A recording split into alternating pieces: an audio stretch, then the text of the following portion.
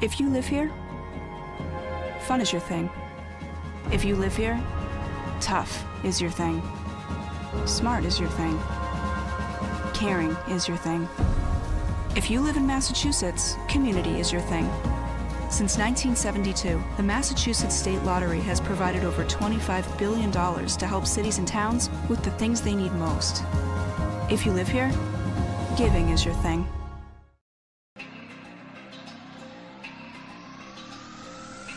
My family earns respect.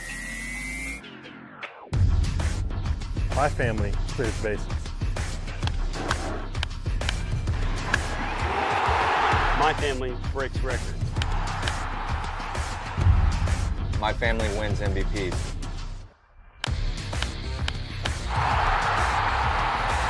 My family gives everything. My family makes history. My family wins championships. There's no family. There's no family. There's no family. There's no family like my family. Join the fam. Join the fam. Join the fam.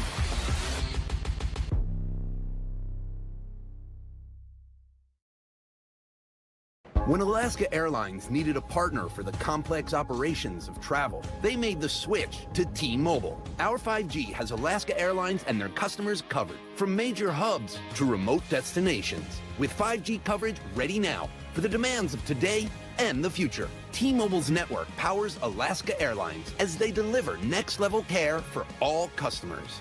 5G ready now. That's how unconventional thinking is better for business. Coke Zero is now Coke Zero Sugar, with great Coke taste. Some people were excited to hear the news, some were skeptical. So we're not gonna have the star of the show you're watching come out and say, "You'll love it." No special jingle written by this week's hottest pop star. No famous internet celebs who happen to be holding the label just so. Okay, maybe just one little pour shot. The only thing that will make you believe Coke Zero Sugar has great Coke taste is trying it yourself. Ice cold Coke Zero Sugar. Try one today.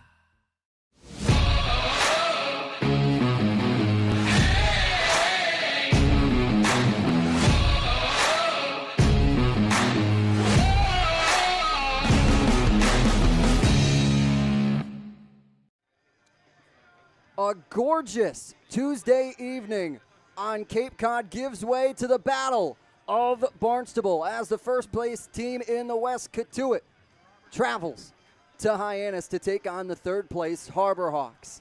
And with that, welcome you inside and upstairs to Tim Elstrom Broadcast Center alongside Michael Kirsting, Mickey Doolittle. I'm Jacob Irons. Bria Losick, the fourth member of our team, will join us in a few moments. But guys, last night was a win that will go down in maybe the same category as the last time Cotuit and Hyannis played here in that late innings. Yeah, a win of seismic proportions. The guys are now on their first three-game win streak of the season, propelled in another comeback victory by another big inning. So they used their power, finally got themselves back into it after being really shut down the first time through the order. And what a big win it was, especially in a fog-shortened game. They had to get those 6 runs at that point, and they did. Yeah, and all season long, it's been the same story with Hyannis, and that's hitting is contagious. Once one hit falls, everybody else follows along, and you saw that with those 3 home runs hit in that inning for Hyannis. It was Cam Smith, it was Zach York, and it was Elijah Hainline eventually delivering the game-tying 2-run home run for Hyannis. So look to see Hyannis do that once again today. Could be something where if one guy gets a hit, you never know what will happen, because that was all with 2 outs last night, and you can't forget about the bullpen. Yeah, you cannot forget about the bullpen. Indeed, when you look at Darren Horn coming and getting the save last night, talk about his RPM, one of the tops right now in this league, and he showed why, able to close the door, especially as the fog started to come in a little heavier. You need to make sure he was playing strong. Yeah, absolutely, and he represents all of what the bullpen has shown all season long, just resilience in every single capacity, and we saw Horn get the save.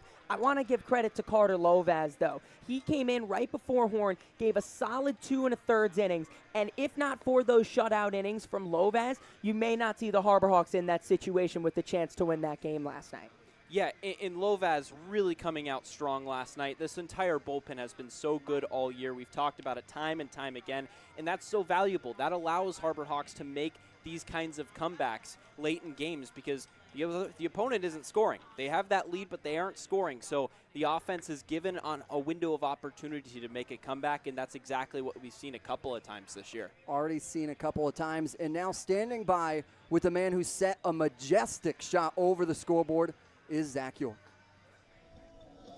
From McKeon Park, I'm Bria Losick alongside Zach York for our pregame special. And Zach, MLB draft going on, a lot of guys that you personally know that have went, including Jacob Wilson from GCU. What's that been like to see so many guys go? It's awesome. I'm really happy for all my teammates at GCU that have been drafted, including Jacob, Homie, and Zach Thornton. So, yeah, super proud of those guys. They were very important to our team this year, and really happy for them. Can't be happier. Last night was a whirlwind of a game. Right before the game got fogged out, you guys come back after being down 4-0, and a big part of that was your home run coming right after Cam Smith's. Were you thinking that, I want to hit a home run going into the box after seeing him, or what was your thought process? I was just trying to hit the ball hard like I always try to do, and luckily I got a pitch up in the zone, put a good swing on it, and got enough of it for it to go out. All 6 runs scored in the bottom of the 6 were done with 2 outs. Have you ever done something like that before? Not out here, but I've definitely been a part of something like that before, yeah. What was the energy like in the dugout? It was a lot of fun. I think this was the first time I've been here. I've only been here a couple days, but this was the first time I've been here that I've seen everyone in the dugout just totally locked in and having a great time, so it was really good. All right, thank you so much, Yep, Zach. no problem. Back to you guys. Thank you, Bria. We greatly appreciate that and giving us insights into last night. But they're looking for that same 2-out magic here tonight against a team that has had their numbers so far. Cotuit leading the series 3-1. That one win coming back in that 10th inning, able to get it over the Kettleers. But another good matchup on tap here today for the Battle of Barnstable. Yeah, and it shows, as Bria talked about with Zach York, that all you need is one hit. It was his home run that went over the scoreboard, over the trees, over everything out in right field that electrified that start to the comeback. And against a team that's so good as Cotuit, you just need to get one, because then, as we've seen all season long, and especially with York there, it becomes contagious. Yeah, and Zach York, in his short time here in Hyannis, he's been really, really good. Hyannis has quickly shot up to the top of the leaderboards in the Cape League in slugging percentage. And it's been not entirely because of York. It's been a whole team effort, obviously, but York has supplied a ton of power that allowed Hyannis to eventually get to the top of that leaderboard and ultimately really flip the way they play. At the beginning of the year, they were more small ball, trying to steal some bags, and now they're hitting for a lot more power. It creates a really well-roundedness to the way they play. Well-roundedness. And then you look at tonight's pitching matchup. It's going to be stellar again. You have Hayden Frank on the bump for the Harbor Hawks and Nick Dugan on the other side for the Cotuit Kettleers. And that's what you've seen from Cotuit, has been strong pitching so far, and they're going up against the best. Yeah, finally not a Zach Volker start against Cotuit. Finally getting some time to switch it up a little bit. And Hayden Frank coming up on the bump. He feeds into the mentality of just stringing those 3 different guys together so well. The southpaw, we've seen him go 2, we've seen him go 3, and even when he's on his best stuff, we've seen him go 4. And against such a tough Cotuit offense, if he can give Hyannis and manager Eric Beatty 4 innings, I don't know how much more they could ask for. Yeah, Cotuit gets it done in many different ways. We talked about it last night with Bourne. They were stealing bases. They were hitting for power. Bourne gets it done in many different ways. They're at the top of the standings for a reason. Now, Cotuit's been at the top of the standings for the entire year, and that's because they do it in many different ways. It's stolen bases. It's slugging percentage. They hit for a ton of power. They can beat you in so many different ways. Quickening your delivery and not letting them get extended on those balls right down the middle is going to be key tonight. It's going to be key indeed. And when you look at that entire lineup, we'll talk about it when they come up to bat in the bottom of the first. But it's a lineup that shifts around a little bit, gets Austin Kelly back in there, but a really exciting lineup. And momentum can carry you really far. And they are now on a 3-game winning streak. They're still wearing these orange jerseys behind us tonight. They have elected to stay with it because they're on that winning streak as soon as it happened. So it's very exciting. But for more, we'll send it down to you, who talked to Drew Earhart, our hitting coach, for a little bit. Back with you on the pregame show and the dugout show. I'm here with assistant coach Drew Earhart. And Drew, you have the unique perspective of being as a player last year into a coach this year. What is maybe the similarities or the differences between the group last year and this year, maybe on the field, but then off the field as well? Yeah, I mean, it's been a lot of ups and downs for both teams that I've been a part of, playing for and coaching. And last year, I mean, the guys were really, really great, and obviously it's really fun watching them all get picked up right now. So all the group chats are blowing up, and I see that happening for a lot of guys this year too. Yeah, and then Cam Smith, he's hit in a lot of different spots. He's been really versatile in your lineup. In a new spot tonight in the 2-hole, what has his versatility meant, maybe his willingness to move up and down the lineup to this team? It's been amazing to see him grow into what he is right now. He came here, he was eager, hungry, started off a little bit of struggle, but man, he put his head down and really went to work, and now he's going to be a superstar one day. It's incredible. You got good vibes are going through the Harbor Hawks right now, as you can see. And is this kind of remind you a little bit of the winning streak from last year, or is it kind of different in its ways? Yeah, it's definitely the same and different at the same time. You kind of get that same feeling when you're on a win streak like that. Everyone's really excited, really hyped up. But this group goes about it their own unique ways, and it's really fun to see. Are the orange jerseys ever coming off? Not if we keep winning. They're going to stay on for as long as we're riding this win streak. Thank you. And Bria Losick is standing by as the pregame show rolls on.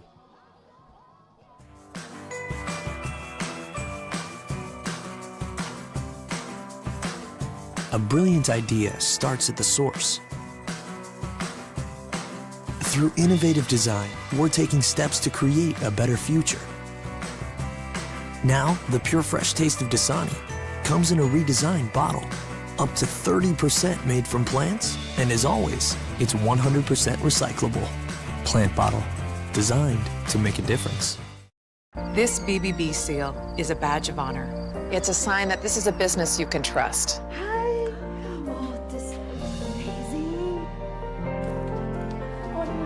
Each year, millions of people see the BBB seal on a door or a window or a website and breathe a little easier.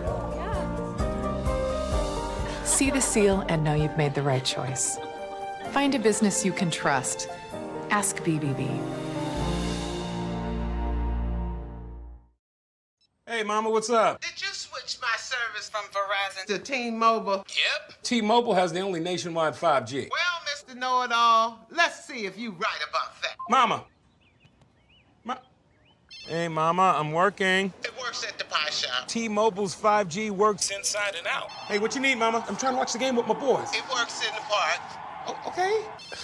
Mama? It works at the aquarium, in the parking garage, at the beach, in the elevator. It works in the movie theater, too. Oh, shush yourself. I'm talking to my baby. You're driving me crazy. I was just calling you to say thank you, baby. I love you. I love you too, Mama. Yes, Mama. It works in the kitchen. Tell Mama. Mama? 5G, it works in the club. Who are you on a club with? All about it. Tell Mama. Welcome you back to McKeon Park on this gorgeous Tuesday in July. As we'll take a look at how the weather stacks up today, maybe the first dry one. It's sun, no clouds to be seen in the foreseeable forecast. Winds coming in at 5 miles an hour. Humidity is down to 62%. Love it. 17 miles of visibility. Guys, about perfect conditions for baseball tonight. I was going to say, I think my favorite one here is the visibility, because we can see that cell tower fully out in left center field, and that means it doesn't look like, knock on wood and cross your fingers, doesn't look like anything's going to be blowing in, because it's a beautiful, beautiful day. Sunshine here at first pitch time, and it's, as you said, a perfect night for baseball. A perfect night for baseball, and Hayden Frank will take the bump. The lefty from Lipscomb finds himself on the bump tonight, going up against a really potent Cotuit lineup. but he's potent himself. Take a look at those stats. 2.20 ERA in 16 and a third innings. The 16 and a third innings leads the team. So he has seen the mound the most, and his whip just above 1, and that's what you want to see. It's just keeping it down, not too many guys on per inning. We saw him last time out against YD go a really strong scoreless 2 innings, only giving up 3 hits. As I said, we've seen him in shorter roles, and we've seen him go longer being the 4 innings, and as well as that strikeout to walk ratio. He's been one of the most reliable guys of many, one of the most, if not the most reliable, to come through for you when you need him on the staff this season. And he'll go up against, like I talked about, the volatile Cotuit Kettleers lineup. That has been a really strong lineup so far this year. Leading it off will be Carter Matheson, who's been stellar in that leadoff spot. Yeah, Matheson has been so good this year out of the University of Indiana, but the guy that you really want to watch for is Cole Mathis out of that 2 spot. He is 5 for 14 against Hyannis, and 3 of his 4 homers on the season have come in games against the Harbor Hawks. He'll play first base. He is from Charleston. And Caleb Lomavita, the designated hitter from Cal, will hit third. Grant Norris, the shortstop from Penn State, will hit cleanup. Josh Payne, the third baseman from Indiana, will hit fifth. Cannon Peebles, the catcher from NC State, hits sixth. Emilian Pitre, the second baseman from Kentucky, hits seventh. Teo Banks and James McCoy round out the lineup for the Kettleers, and we are set for baseball. Pitch comes in. Foul tipped into the glove of Donay, and we're underway in the Battle of Barnstable as Cotuit takes on Hyannis. Teo Banks from Tulane and James McCoy from Kentucky. A 1 in for another strike, ahead in the count 0-2. This is something we've talked about a lot, guys, is being able to be ahead in counts, especially on your first batter. 0-2 misses away. Yeah, you talk a lot about the offense, Jacob, being able to attack early, but you want the pitchers to attack early as well, because the way that they work, it gives them a better chance later in the game for the offense to be attacking as well, because we know how much of a second half team in the game Hyannis is. Keeping offenses scoreless through that first half gives Hyannis the best chance to win games. 2-2, ball misses high. Now loading the count full on Matheson. Matheson batting .325 this year for the Kettleers, trying to get things going. Popped up and out of play. Last time these two teams met was back on the 7th of July, and Matheson led things off with a double that would ultimately allow him to come around and score. 3-2 in the dirt. Matheson works a walk, and that gives us enough time to take a look at how Hyannis stacks up defensively. Yeah, so outfield left to right, Trey Lipsy finding his way back into the lineup. It'll be Mitchell and Earhart to round out the outfield, then infield left to right.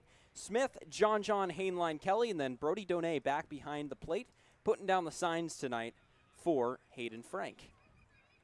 Cole Mathis, the first baseman, settles in, fouling that one back. Yeah, you could tell with that swing that he wants his 4th home run against Hyannis. He hit a grand slam in an 8-run inning here last, or a 6-run inning last time here at McKeon Park, and he's been seeing the ball well off Hyannis pitching, and as you can see by that swing, still doing so. 0-1 misses high, upstairs by the eyes of Mathis, and his numbers confirm it. Has 4 home runs, which ranks 2nd in the Cape Cod Baseball League, tied with Cam Smith, as well as bats can be hot here. 1-1 fouled away. Yeah, breaking ball up in the zone, probably not where he wants that one, especially on a 1-1 count where Mathis is going to be looking for one, but luckily no harm, no foul. He just fouls it back.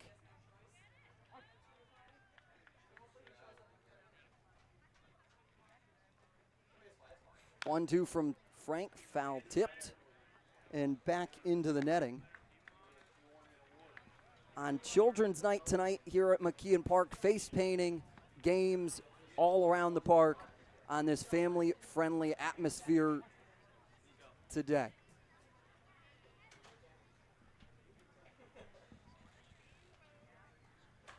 The 1-2 delivery. Frank decides to check over to Matheson. Like you talked about, Mickey, that is going to be their move. They have 38 stolen bases on the year. They are aggressive on the base paths, and they will be looking to move. Yeah, and especially against a defense that in recent weeks has figured itself out a little bit. It's going to be tough. 1-2, breaking ball popped up into left field. Lipsy positions himself under it and gets the first out of today's contest. Yeah, off the sound of the bat there, it felt a bit like deja vu, but he had just missed that, just underneath that off-speed pitch from Frank. Pulled it just enough, and lucky for him, it's just a fly ball because he's on that ball. That ball's going all the way back to Cotuit. This would have sent it a mile. Caleb Lomavita, the designated hitter, comes into the box with a runner on first and one away early. He goes after the first pitch, fouling it back. Hayden Frank, a guy that throws a lot of fastballs, nearly north of 60% of his pitches come in at fastballs, but he also mixes in a curveball at around 20% of the time and a slider as well. He'll throw the occasional changeup. Hayden Frank is a lengthy pitcher as well, coming in at 6'6". With the given bump of him, he's able to look really towering. So he's able to find the zone there on the 0-2. You have to imagine helps him be able to get down and get in the stretch. Yeah, and when you're taller, you're able to reach farther. You're able to put more spin. You're able to, because you're basically closer to the plate, so you could also locate those pitches better. Height really gives an advantage to pitchers. That one's chopped and will just dribble foul by Kelly at first base. And he's doing a great job right now of getting ahead in the count. He's been ahead to nearly every hitter so far. And Matheson, he was ahead in the count as that as well. Just lost him a little bit on a 3-2 count. Ahead in the count here, 0-2.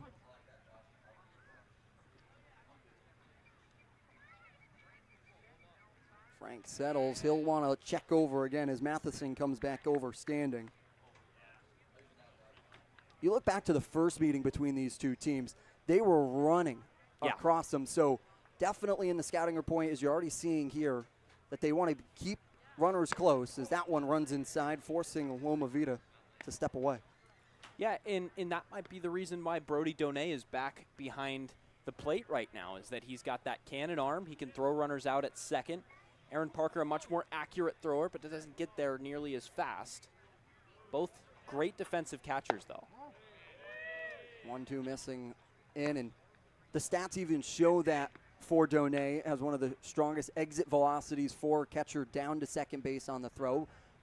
But no dish to Parker. Had one last night of a great throw down to third base to Cam Smith to apply the tag as the 2-2s popped up on the infield. Gazdor calls everybody off. Doesn't have to move. 2 away. Yeah, that's a big out there. He lost Matheson to walk him on the first batter of the game after being ahead 0-2. He seemed like he was falling behind in the count there, but this time pitched to contact and got Lomavita to pop it up. That's good work from Frank to bear down and make sure he gets that out to not lose the battle. Grant Norris, the shortstop, in the cleanup spot today. Gets his first licks as that one's lined right back up the middle and bouncing it into the glove of Mitchell. He misplays it, quickly throwing it in, though, to not allow Matheson any more movement. So much for what I was about to say. I was about to say that they've done well working counts early and being choosy with their pitches when they see them, but that's called attacking right there from Grant Norris. Sees one on the first pitch and shoots it right back up the middle, and that allows Cotuit to go into this inning with 2 outs and a bit of a threat, making Hayden Frank work here. Now the strategy we've seen so far through the first couple batters is attacking that first pitch. You look at them fouling them directly back. Well, now Josh Pine comes into the box. Deal from Frank. He's out in front of it for strike. And there's that off-speed pitch from Frank. Loves breaking that out. first pitch of an at-bat, that's not what you're expecting as a hitter. A one breaking ball that will dribble foul before it got to the third base of Smith. And here we see it again, another 0-2 count Frank has worked himself into, and credit Cotuit, they've done a good job at battling in these counts, but Frank is doing everything right now to get ahead of these hitters. He's ahead, he's attacking the strike zone so far. The 0-2 set to come to Pine from Frank. Pitch sinks and misses low. Donay gives his props. Yeah, you see Donay do that a lot. He's not going to let the pitcher guess whether or not he made a good pitch. He's going to point out there with his glove a couple of times a game when he sees a really good pitch. 1-2 fouled directly into the pole, keeping the count at 1-2. Yeah, you'd think that maybe even though they're fouling these pitches off, that manager Mike Roberts will like it because this is working Frank's count. And the quicker Frank gets out of here, as I said, he's a more reliable arm to go a bit of a distance, carry some bulk. The quicker you get out of there, quicker you have a better chance off of a guy from the bullpen. 1-2 bounces in the dirt. Donay keeps it in front of him. And once again, Cotuit's working back into counts. They fall behind every time. They've fallen behind every at-bat in this game so far, but every time they've worked it back to even or back ahead and ran the count full.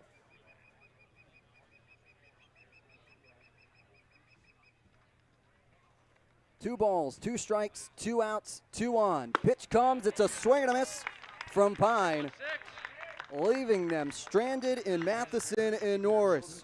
We go to the bottom of the first. Hyannis picking up their bats for their first time. We all have obstacles, challenges at different points in life. I still push myself every single day, and the harder I push myself, the more I find myself drawn to wearing UFOs.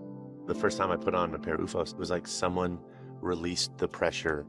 It was so crazy. When you are recovered and can do more, that has a compounding effect on all aspects of your life. Stepping into a pair of UFOs, they're truly one of a kind. There's nothing like them. Best ever? Good question. Wait, why do you sound like Dr. J in your head? I've always sounded like Dr. J in my head, which means Dr. J's outside voice sounds like my inside voice? Which Coke? The doc would know. He got the world to call him doctor without going to med school. There's only one best ever.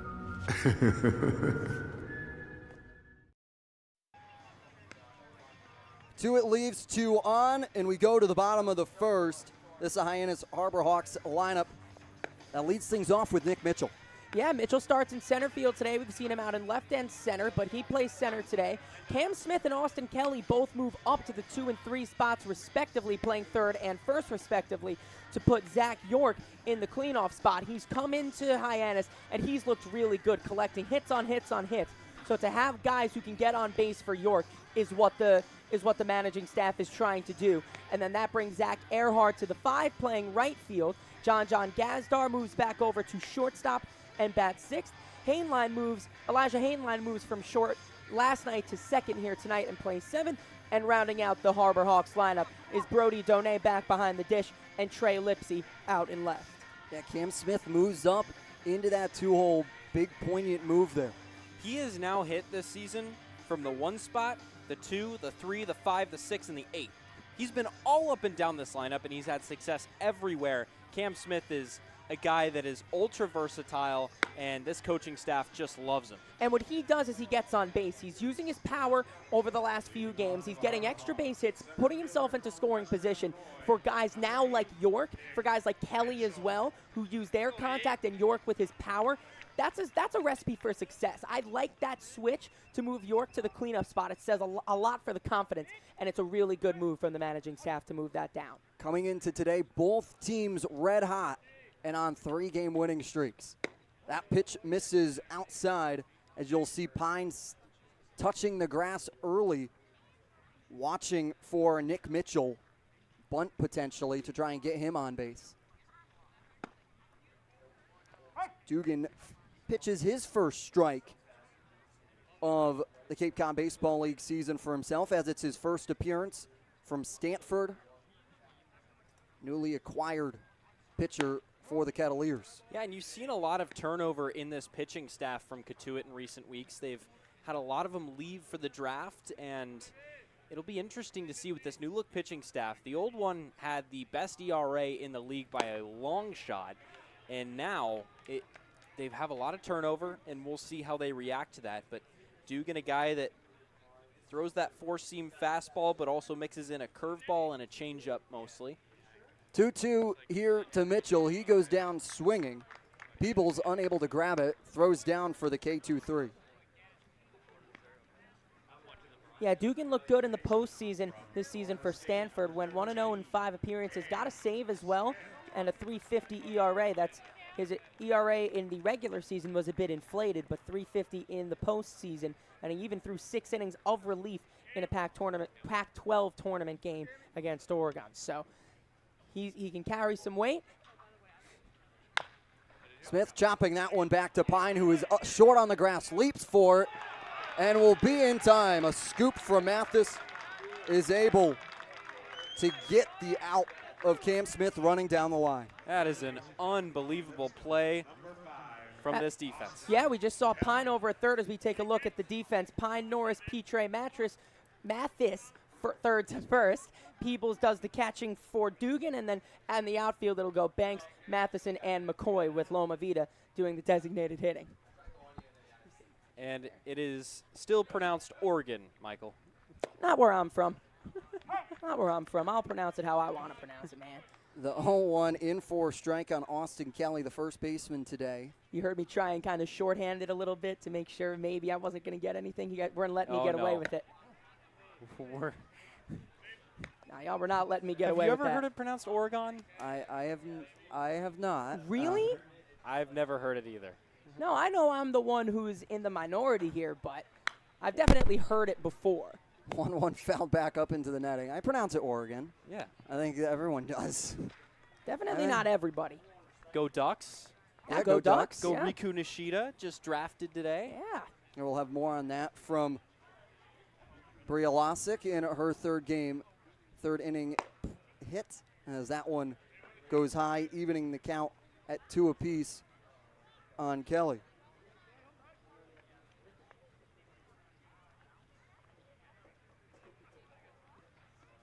Dugan trying to work out a clean slate to start things off as pitch misses inside. Cotuit not happy with that one, loading the count full. There you see the numbers for Kelly. Also in Oregon, Mount Hood Community College, where Riku Nishida went last year and where Hiro Yamada goes this year. Payoff delivery, breaking ball upstairs. Kelly takes it, able to get the Harbor Hawks their first base runner of the day to bring up Zach York, who had a momentous home run yesterday. Yeah, that is a great at-bat from Austin Kelly to keep the inning alive for a guy that can hit the ball a country mile. Just like we saw last year, York launching one over the scoreboard to make it a 4-2 ball game, and eventually allowing Hyannis to come back and take the lead in that inning. Yeah, first home run of his summer. Check back Kelly, who dives in. And this is why they have York in these spots right here, to extend an inning from Kelly, and now with a runner on, York can do some damage. Batting .400, 4 for 10 already on the season. He looks at a strike on the outer part of the plate. Yeah, the outer part of the plate, I think, is what pitchers will be frequenting against him, because they miss inside or give him one down the middle. It's going a long, long way. 0-1 runner goes. Throw down from Peebles into the dirt, gets away and drifting. Matheson's there to cover it. Kelly gets a great jump and gets a stolen base out of it. Yeah, Cotuit, this defense, they have been good at nearly everything except throwing runners out at second. They are tied for the least amount of runners thrown out at second in the league, in caught stealings with 6. And clearly early on, that's something Hyannis wants to exploit, and they've now got a runner in scoring position for a guy with the hot hand in this lineup. 1-1 comes to York. Strike as he held on it. Doesn't matter, though, as it came in. Good fastball on the outer third of the plate there. That's where you want to keep it to York. Either in, don't let him get extended on it, or right on the outside third of the plate where he had to dive across the plate to get it. 1-2 off the plate, pushing that one a little too far off there to now make it a 2-2 count on York.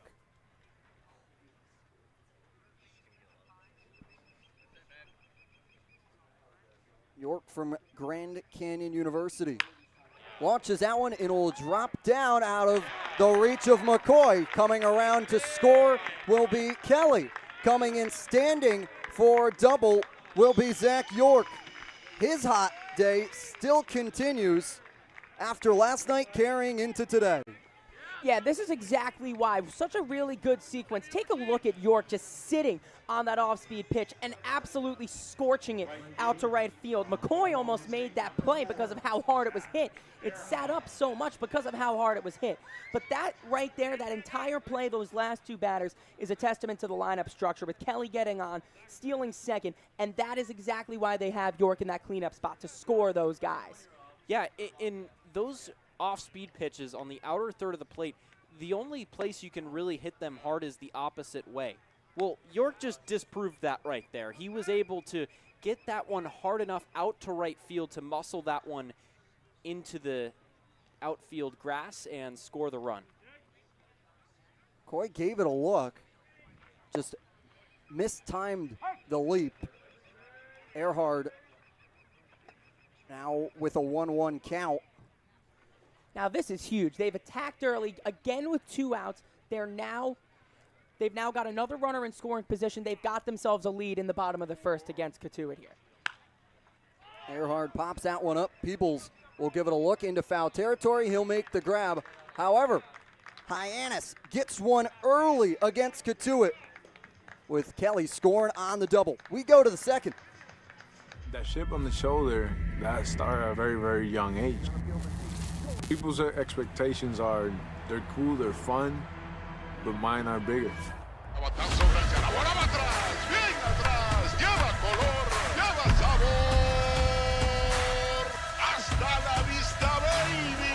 When you play in New York, they want to see winners.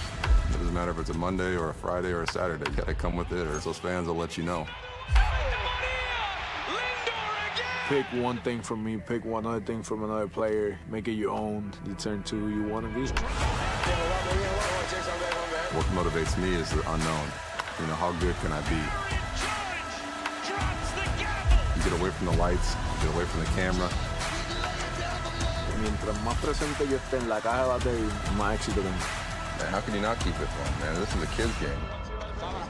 If you could go back and tell 10-year-old Francisco one thing, what would it be? You're a bad mother. Hey Harbor Hawks fans, did you know the Nat Cape Cod is the official Light Up the Park sponsor of the Hyannis Harbor Hawks all season long? Thanks to the Nat, the lights at McKeon Park stay bright all summer as the future stars take the field. Visit thenatcapecod.com to order online today. Hayden Frank comes back out and now has a little bit of run cushion here after the Harbor Hawks were able to strike first. Yeah, and these two teams, Cotuit and Hyannis, are the two best teams in the league when they score first. Cotuit 12-3 when they score first. Hyannis 7-1. So these two teams very, very good when they get out to early leads, and Hyannis has done just that right here. It's so huge to set themselves up now, especially against a team with the caliber of Cotuit's. They can work from in front, and it was a really good inning last inning offensively, now giving Hayden Frank a cushion to go work with. Peebles looks at a strike from Hayden Frank.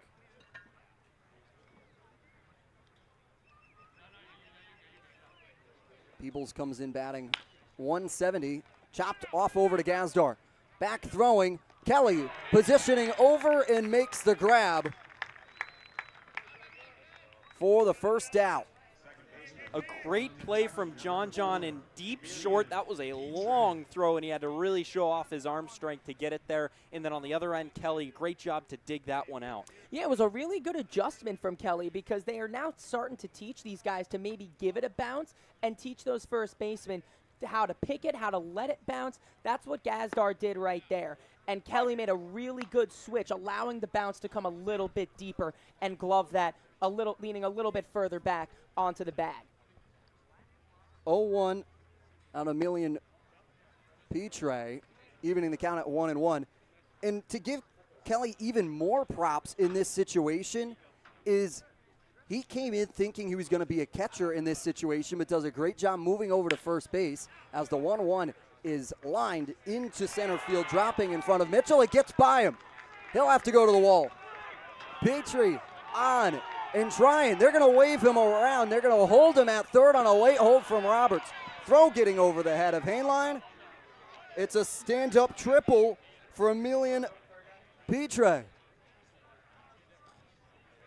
Wow, just trouble with it out in center field for Mitchell, but give Petre some credit there. He scorched that one to center and did not put Mitchell in a good position to succeed.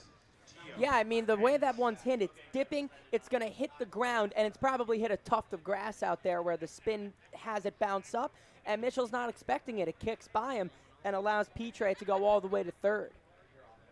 Teo Banks, the left fielder, now in the box. Pitch misses low below the knees. 1-0. And when you're hot like a Cotuit team is, things can just go that way for you, which is why it's so important for Hyannis to be able to get out in front into leads here, because now they score here and it's only a tie game. They don't have a deficit to face. Pitch inside, forcing Banks to step away from the plate. 2-0. Now an opportunity for Cotuit to get one back in response.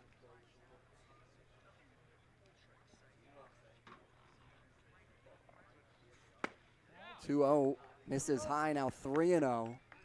The fielding setup right now will speak to how comfortable the Hawks are with letting up that run, because the infielders are playing all the way back. They'll trade the out to get the run here. So that's another reason why the Hawks are good with having that 1-0 lead to start. It allows for another run to be scored. 3-0 fouled away. Yeah, green light there, got a fastball, but was a little bit late on it. And we don't have a radar gun right now, but Hayden Frank, his velocity looks really, really good. All these pitches are coming in hard.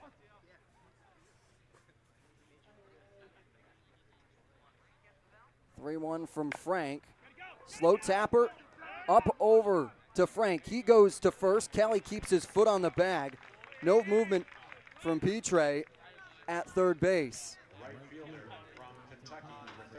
Yeah, that's a big out made by Frank there, and his momentum as a lefty is taking him to that first base side. And when he comes up with that ball, he's already facing third, so that's big for him. Doesn't have to fully turn around and look the runner back to third to keep him there. Just gives him that look since he's facing that way and turns and makes a good throw to Kelly. Big out there from Frank. Yeah, and a lot of pitchers kind of get ahead of themselves during plays like that. They'll try and rush the throw. They'll try and get everything done all at once, but that was a great job by Frank to just slow it down, go to third, and then look to first, and then slowly start your delivery. Don't get ahead of yourself, and he did a great job.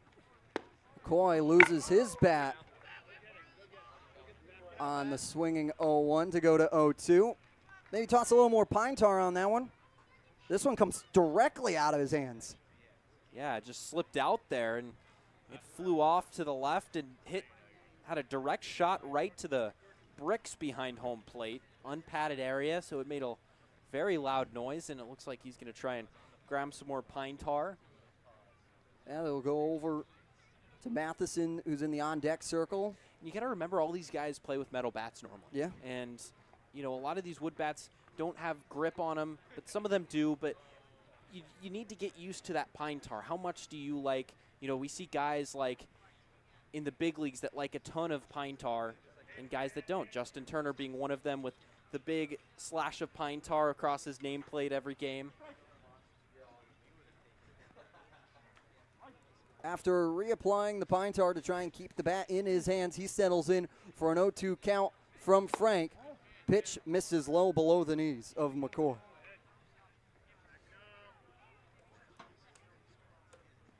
That pine tar could be deadly, though, as you might not be able to get your fingers undone if you don't do it correctly.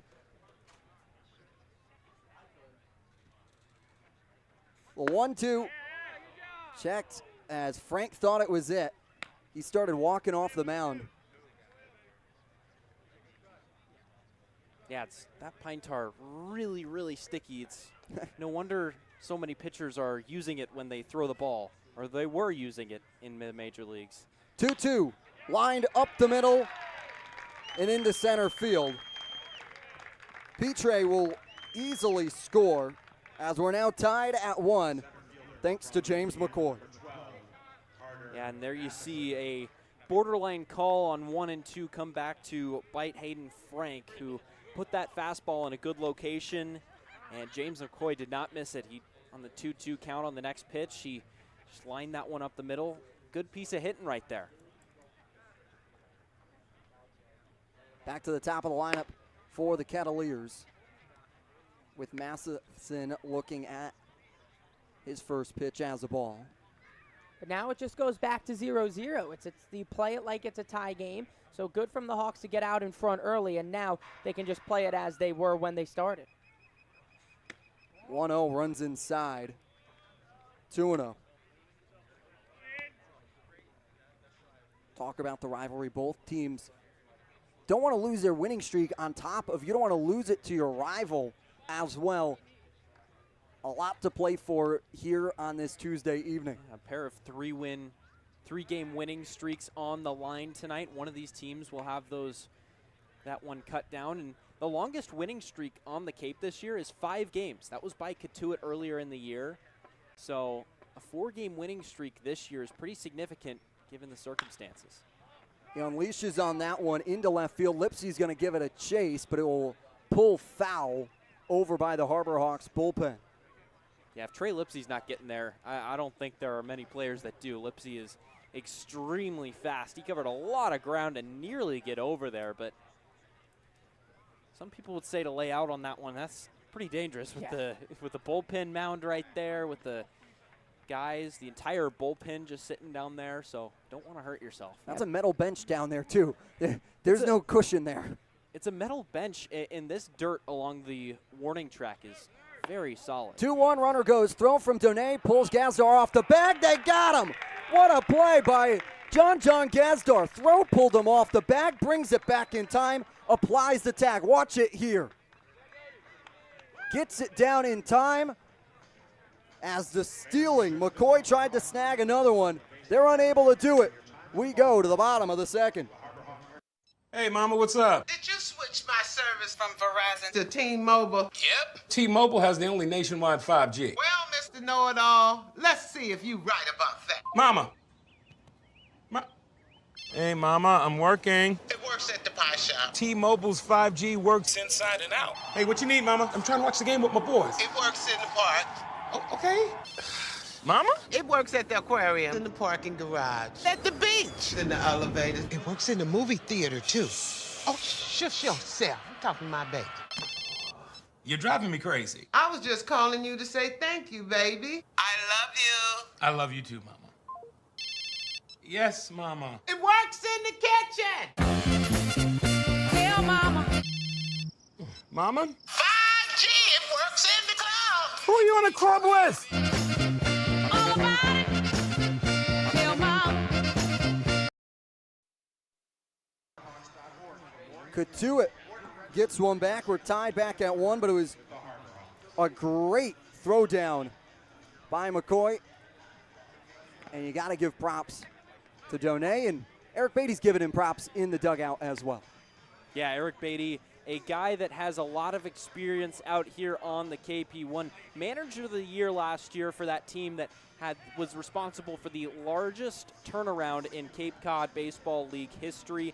He is a Hall of Famer as well, a player in a class of 2014, a player from earlier, a .39 ERA, the lowest in Cape Cod League history, the second lowest in Cape Cod League history, a guy that went on to play in the minor leagues, a guy that's doing a great job managing the Harbor Hawks right now. Yeah, we've talked about the pitching, how well it's been doing. You could think that it's a testament to how Beatty works with them, understanding that side of the ball. And without that, I don't know how well they would be doing, because Beatty knows the value of a good pitcher and how the pitchers work here because of his time here when he was in college, went to the University of Tampa and came up here himself. Gazdor's trying to line it through the hole. Pitre is able to spin and get it over in time. Yeah, very nice play by Pitre over at second. But to continue that conversation on Eric Beatty in pitching, understanding that importance of pitching, you see championships won on pitching time and time again. No matter what level, you can have a mediocre offense and a great pitching staff and win a championship. Now, if it's the other way around, it's really, really difficult to go far without great pitching. So Eric Beatty understands that, especially from his time out here on the Cape. Yeah, great pitching always beats great hitting. And we've talked about the philosophy between the string and the three guys together. It's just so apparent that the managing staff here at Hyannis knows exactly how to navigate games in pitching. You always see at higher levels and any level that there could be some questionable decisions. That polling, I don't really remember this season there really ever being a questionable decision at all times. Beatty knows when to make the right moves. Now 2-1 count on Elijah Hainline. Comes in batting .277. He looks at a ball down and away for a 3-1 count. Hainline launched a 2-run home run to tie things up yesterday in the fireworks as he goes around on the breaking ball. He loading the count full. That home run was a moonshot and a no-doubter and propelled that team once again, that momentum, able to even the game back up. As the payoff pitch comes to Hainline, he's able to work a walk. Yeah, all those home runs yesterday were impressive. But the two that, really stood out as no-doubters were Hainline's and York's, and those, both of them had major bat flips when those happened. Of course, Cam Smith going the opposite direction, going the opposite way out to right center field. That one was impressive because he went and took on the deepest part of the yard, but ultimately not as big of a no-doubter there. They'll say he got him as Dugan checked back Hainline. He couldn't get in there. Tag applied by Mathis. 2 retired in the bottom of the second. Yeah, they caught Hainline leaning there. His first step was towards second and just couldn't get back to first in time. 2 away now to Brody Donay, who hasn't even seen a pitch from Dugan yet. That one misses away. Yeah, this is a team that really wants the bat flip, and the way they're feeling right now, they feel like they could. And coming back in a spot like Hainline's, he has every right to bat flip because that was one fun inning and one fun at bat from him. On the first pitch, just took that thing out to left field and deep, and he knew it right off the bat. In a tie game, to tie the game in a situation like that, why not give it a little bit of swagger? 1-1. Donay loses his helmet. Swinging there, 1-2. Yeah, Brody wants a bat flip of his own now. You could tell that when and you know it, based on our advanced stats, based on the eye test, when he gets a hold of one, it's really, really something. Takes a step up in the box. Norris fields it off the hop and fires and can't get it. Mathis can't corral it as it went high coming out of his glove. Donay's able to beat it out down the line. Yeah, he was moving down the line there. You see it, big, long strides from the 6'5 catcher, was ultimately able to put enough pressure on the defense to force a bit of a mistake. We mentioned it, but a little bit more of the 2-strike approach, looking for that contact, taking that step up in the box. Now Trey Lipsy gets his first look at Dugan.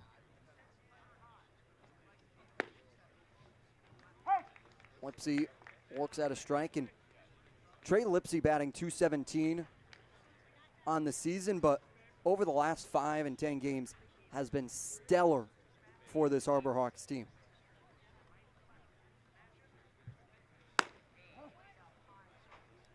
Yeah, Lipsy, since YD, it seems like he's really found something. And in his last games, he's had hits. He's been on base. He's always been able to get on base. He gets hit by pitches. He works walks. And now, finally, the contact aspect coming into the game as well. Breaking ball on Trey Lipsy that moves in And off the plate, 2-1.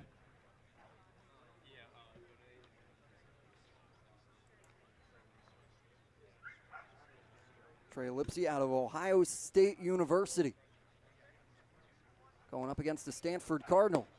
2-1 inside. Peebles able to keep it in front. Now 3-1.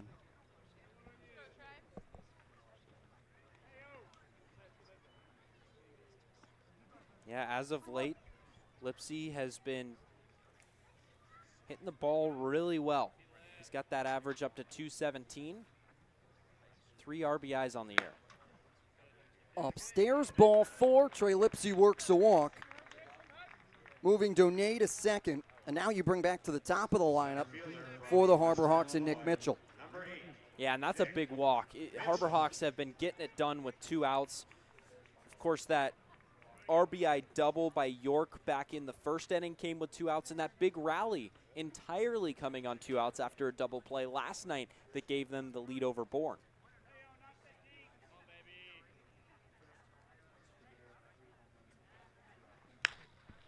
Mitchell unleashes on 1. McCoy dropping back, touching the warning track. He'll make the grab and make the final out of the bottom of the second. We're still tied at 1. We're pushing to the third. Retirement strategies come in all shapes and sizes.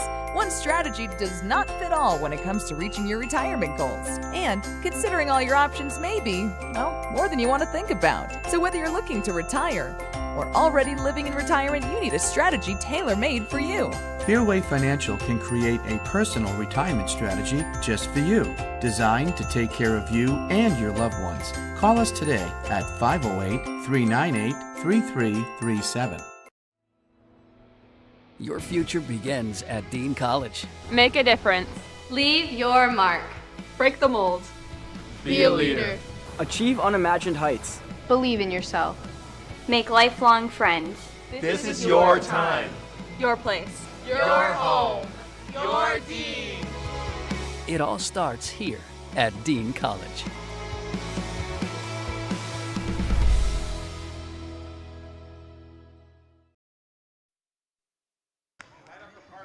Walking me back to McKeon Park, but this game has huge implications in the standings tonight due to the fact Bourne has an off night tonight. So if Hyannis wants to win, they would be able to catch Bourne and be tied for second in points in that Western Division. Yeah, Bourne and Hyannis have done battle a lot of this year, kind of coming up through the standings. Bourne started the year really, really poorly. They got out to a slow start. They've propelled their way all the way up into second place.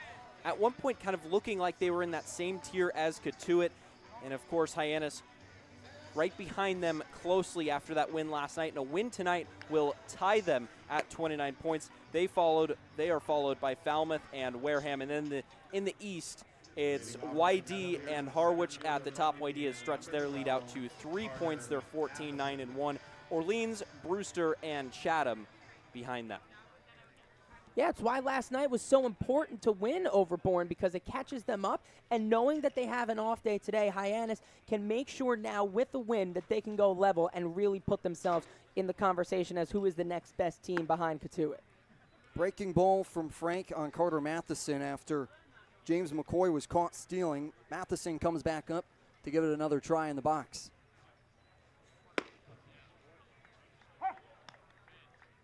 On 1 now from Frank. And through talking to Austin Kelly today at first base, he was really aggressive on how pitches and sequences can happen in those situations where you go from a breaking ball to a fastball. He said that's what makes him so deadly. And he caught form at Lipscomb, their teammates in the spring as well as here. Loving to get that sight from a catcher. It's the 1-2, swing and a miss, dropping Matheson to an A. His second of the day. Yeah, that off-speed pitch for Frank has almost like slurve-type movement. It's hard to tell the difference between his curveball and his slider. That one was diving down at like a 45-degree angle there. Perfect pitch. It just dove out of the zone, perfectly fooling Matheson. Popped up over to Gazdar. He calls everybody off. He makes the play on the infield dirt. 2 retired here in the top of the third. And moving quickly through this lineup, Hayden Frank doing a great job of attacking early today. He's gotten ahead in counts. We mentioned it time and time again in that first inning. We haven't really mentioned it since, but it holds true. He's pounding that strike zone, making good pitches, keeping it on the black. Pitch in for strike on Loma Vida. Now that's his 50th pitch now of the game, so staying within that flirting range. 0-1 popped up in the infield. Frank calls off Kelly. He drops it. Able to reach over to first is Loma Vida. Frank called off Kelly. He had the ball, made the grab, but drops it on the pop fly to get a base runner on with 2 outs. Yeah, and typically you see infielders come in and call off their pitcher there just because they're taking a lot more pop flies in infield practice, but ultimately you got to buckle down if you're Frank and keep attacking here. 1-0 to Norris. Unleashes on that one into left field. It will bounce off the wall. Lipsy will play it. Turning and coming and standing to third will be Loma Vida, and Opal to get over to second will be Norris on the stand-up double. Now this is a huge at-bat coming up against Pine because you give Cotuit a chance to do something, and they're going to take it. And we saw Norris with a lot of hard contact. He ripped that to left field, one hop in that wall. And now up against Pine, with the chance to take a 3-1 lead here, Frank really has to bear down.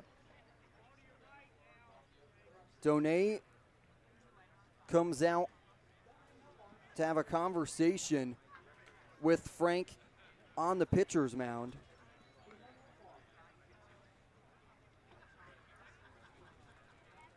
Want to be cognizant of Pine. He struck out in the first to end the top of the first. Yeah, and that was a big strikeout. It was a high leverage situation just like this one.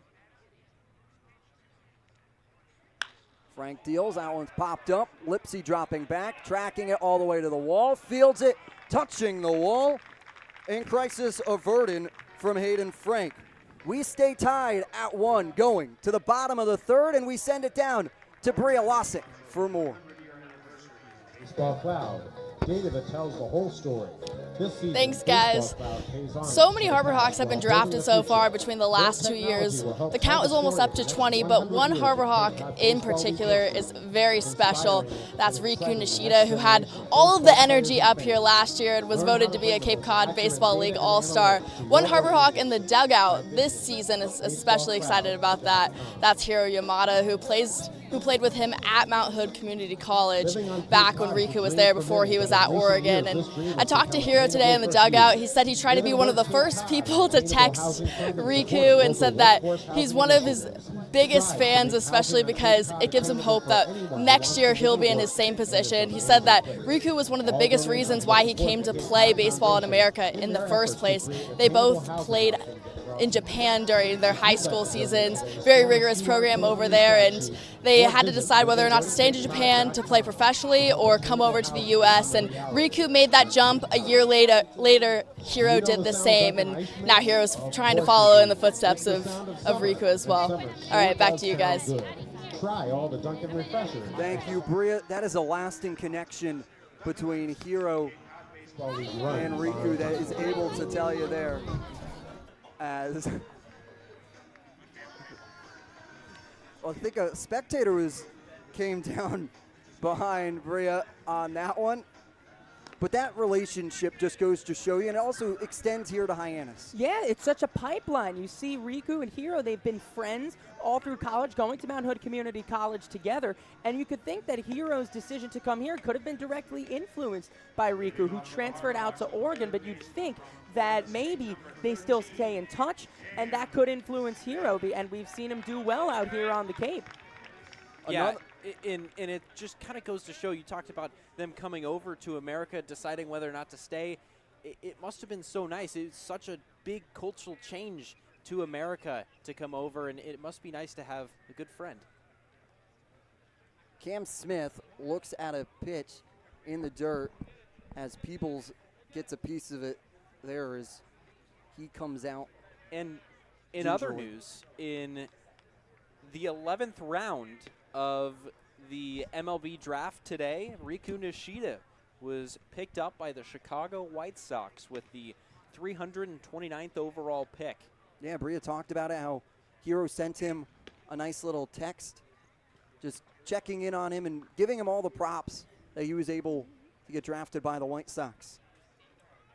Riku, a player that is really, really unique to the draft and to the sport. He's kind of centered around creating chaos, whether it's on the base paths or with a pitcher.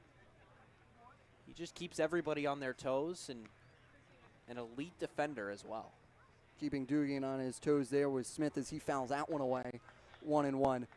But he has a little bit more of what people have called for Riku, a little bit of that old school baseball feel of small ball of sorts, being able to put down the bunt, steal a bag, and make contact hitting as Smith looks at a strike. In elite back control, he's able to seemingly able to put the ball wherever he wants it to go. 1-2 in the dirt for Cam Smith, now 2-2. Yeah, he plays perfectly to the strengths of Hyannis. You imagine that maybe he would have fit in really well here this year, but we saw how good he was last year, earning his move up to Eugene to play for the Ducks. When he was also using a wood bat in the collegiate ranks when they're allowed to use metal bats. And 2-2, trying to work it through the hole and out of the diving reach of Petre. Gets Cam Smith aboard. The hot hawk stays hot. Yeah, and this is a guy, speaking of putting the ball wherever you can. I mean, what about Cam Smith? We saw him go out deep to right center last night. We can see him take a towering shot out to left field and deep, and even shortening up and sending one, punching it through the right side. Just a dribbler through for a base hit. So any way Cam Smith can get on, he has been doing it. What a summer he's been having. Austin Kelly comes into the box, but they want to check back Austin. Check back Cam Smith. And Josh Schreiber mentioned this in the early bird pod that came out today. Cam Smith is so versatile that you have to almost imagine him at that next level because of his versatility and how he can get it done defensively and offensively a multitude of ways. Kelly flies that one into right center field. McCoy calling off Matheson. He makes the grab. Retreating back to first is Smith. Yeah, and I've said this before about how as soon as Smith got hitting offensively, that transferred all the way through his game, and we've seen him shine at the hot corner defensively too. Yeah, and we saw it in the dugout show before the game. Coach Drew Earhart speaking very highly of the versatility in the lineup and the willingness to move up and down. Cam Smith has shown this year, a guy that has had success in many, many different lineup spots. I'll check back Smith as he comes in safely.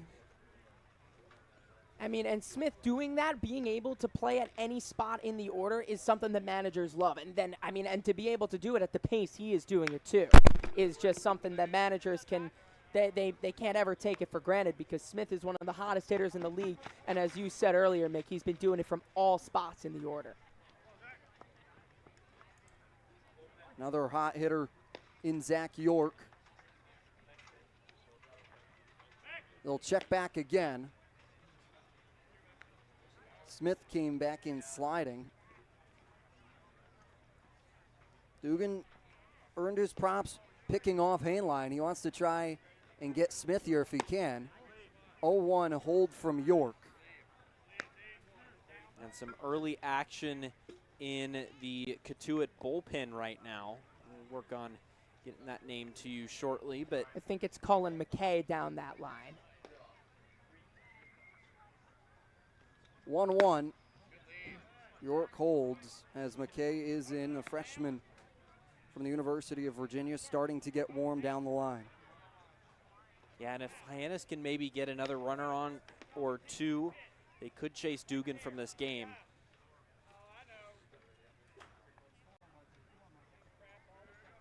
Two-one to come to York.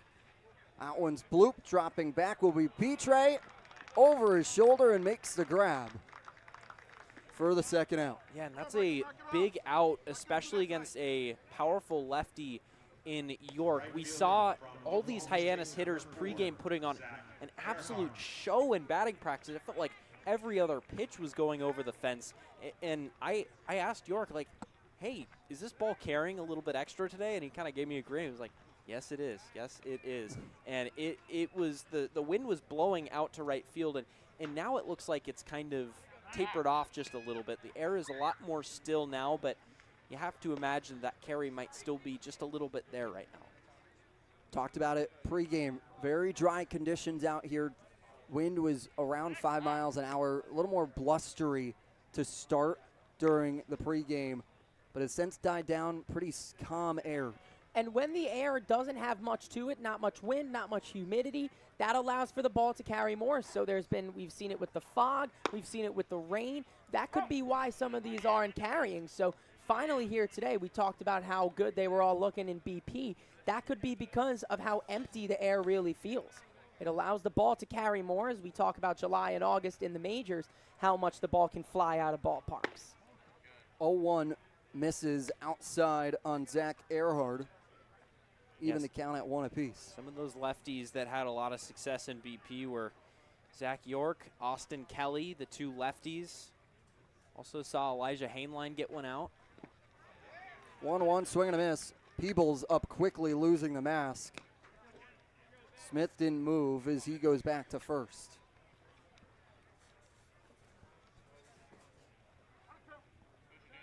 Talk to Drew Earhart at the start of today and how proud he is of his brother for the development he has had since a little bit of a slower start to begin the year, but now has come into his own on the 1-2 fouled away into the netting. Yeah, has his average up quite a bit since when he started. Has a home run and 3 RBIs. Guy that's just starting to put bat on ball a lot more and getting that hard contact, and the results will follow. Check back Smith again. Oh. They will need that on full wash tonight, as he has been a land shark over there. Coming and sliding every time. 1-2 in the dirt. Peebles loses it. Smith gets a solid jump, but not sliding. Applying the tag. In time is Norris. Take a look at it again. As he goes in standing and takes the out, we go to the top of the 4th here at McKeon Park.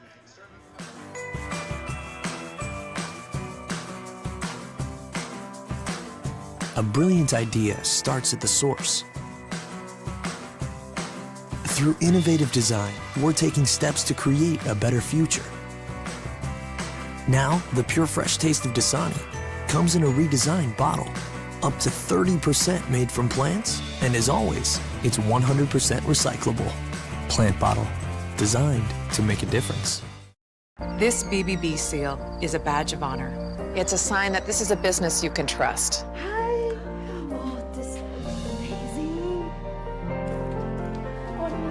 Each year, millions of people see the BBB seal on a door or a window or a website and breathe a little easier.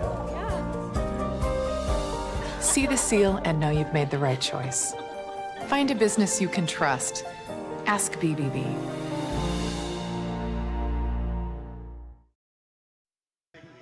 Welcome back to McKeon Park. It's now time for our favorite time of the day. It's the trivia break.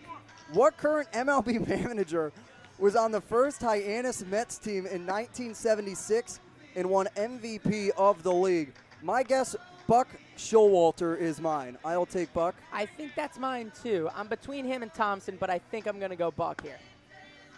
I'm with Buck as well. Buck as well? And I'm actually fairly confident in this answer. Yeah. Hey. There we go. All right. All of us now. Here we go. Whoa. No movement in the last, 2 nights? Yeah, on 2 the nights. Trivia? Push last night. We all get it tonight. You guys gave us Schumacher and Council so you went a little easier on us this time, I see. You guys went real tough last night. Our production crew puts together the trivia every night. As Gino does. Gino does.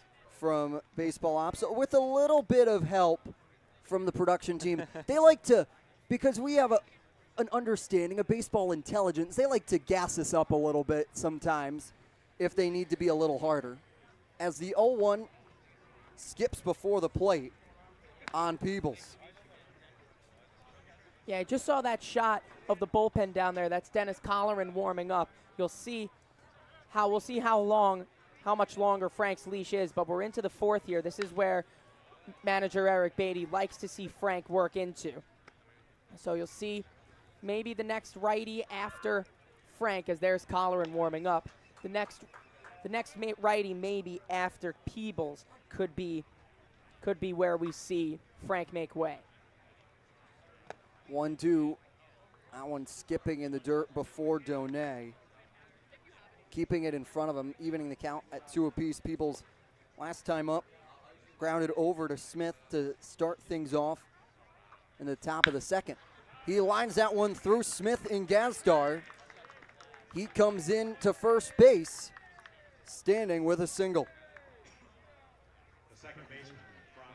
Yeah, hard hit ball off to the left side, was able to pull that one on a 2-2 count. And again, we see Cotuit battling back in these counts, staying alive. They've had a great 2-strike approach today. Yeah, now with Petre standing in, it's lefty v lefty, so you could think that this may be the last batter with the righty Banks on deck.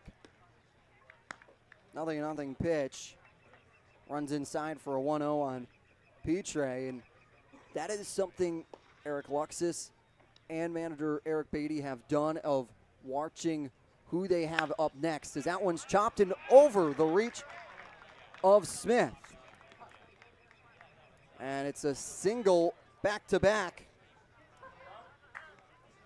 for the Kettleers. You saw that one on the left side of your screen. It looked like Trey Lipsy picked that one up, kind of thinking that maybe Peebles would try and round second and go to third. He almost dared him to. He held on to it for a while, but now manager Eric Beatty will make the trip out to the mound, and we will have a pitching change. It'll be Dennis Colleran. We'll talk about him on the other side here on the Harbor Hawks Baseball Network. Hey, Mama, what's up? Did you switch my service from Verizon to T-Mobile? Yep. T-Mobile has the only nationwide 5G. Well, Mr. Know-It-All, let's see if you right about that. Mama. Hey, Mama, I'm working. It works at the pie shop. T-Mobile's 5G works inside and out. Hey, what you need, Mama? I'm trying to watch the game with my boys. It works in the park. Oh, okay. Mama? It works at the aquarium, in the parking garage, at the beach, in the elevator. It works in the movie theater, too. Oh, shush yourself. I'm talking to my baby. You're driving me crazy. I was just calling you to say thank you, baby. I love you. I love you too, Mama. Yes, Mama. It works in the kitchen. Tell Mama. Mama? 5G, it works in the club. Who are you on a club with? All about it. Tell Mama. Retirement strategies come in all shapes and sizes. One strategy does not fit all when it comes to reaching your retirement goals. And considering all your options may be, well, more than you want to think about. So whether you're looking to retire or already living in retirement, you need a strategy tailor-made for you. Fairway Financial can create a personal retirement strategy just for you, designed to take care of you and your loved ones. Call us today at 508-398-3337. Dennis Colleran from North Attleboro comes in of relief of Hayden Frank with 2 on. Yeah, Colleran, a guy, 4.5 ERA. He's got that lower 3/4 release. He's had a lot of success out here on the Cape in only 2 innings. A guy that is going to be really tough on righties, and that is exactly what Cotuit is bringing up right here in Teo Banks. So the key is going to be to try and get through that first hitter.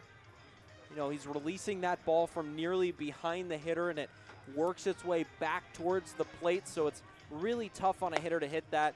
And then, of course, you have McCoy and then the top of the lineup. So getting those next 2 guys without allowing an advancement or a run to come around to score is going to be key.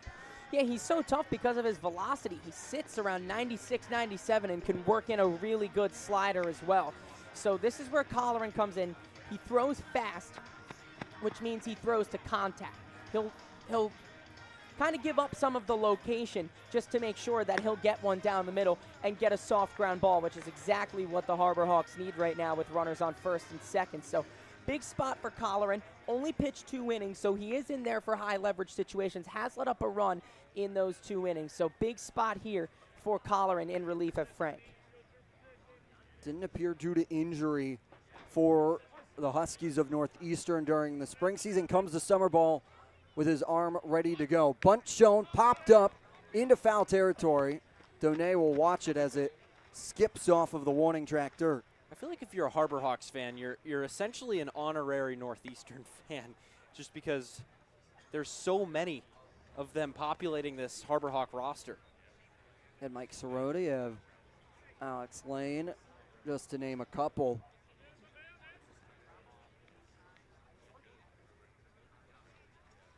Banks shows bunt again, pulls back. Kelly came in firm on the grass as he swings and misses.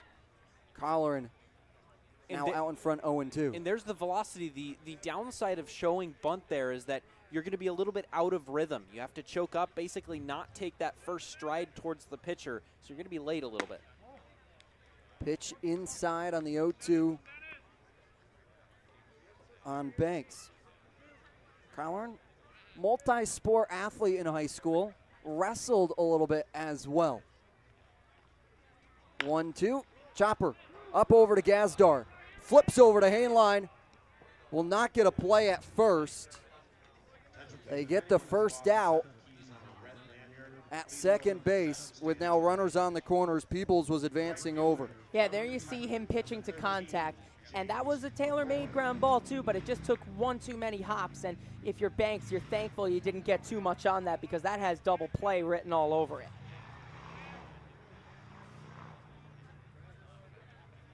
James McCoy comes back up for the Kettleers. He swings and misses on the fastball from Colleran. Yeah, Colleran, great swing and miss stuff.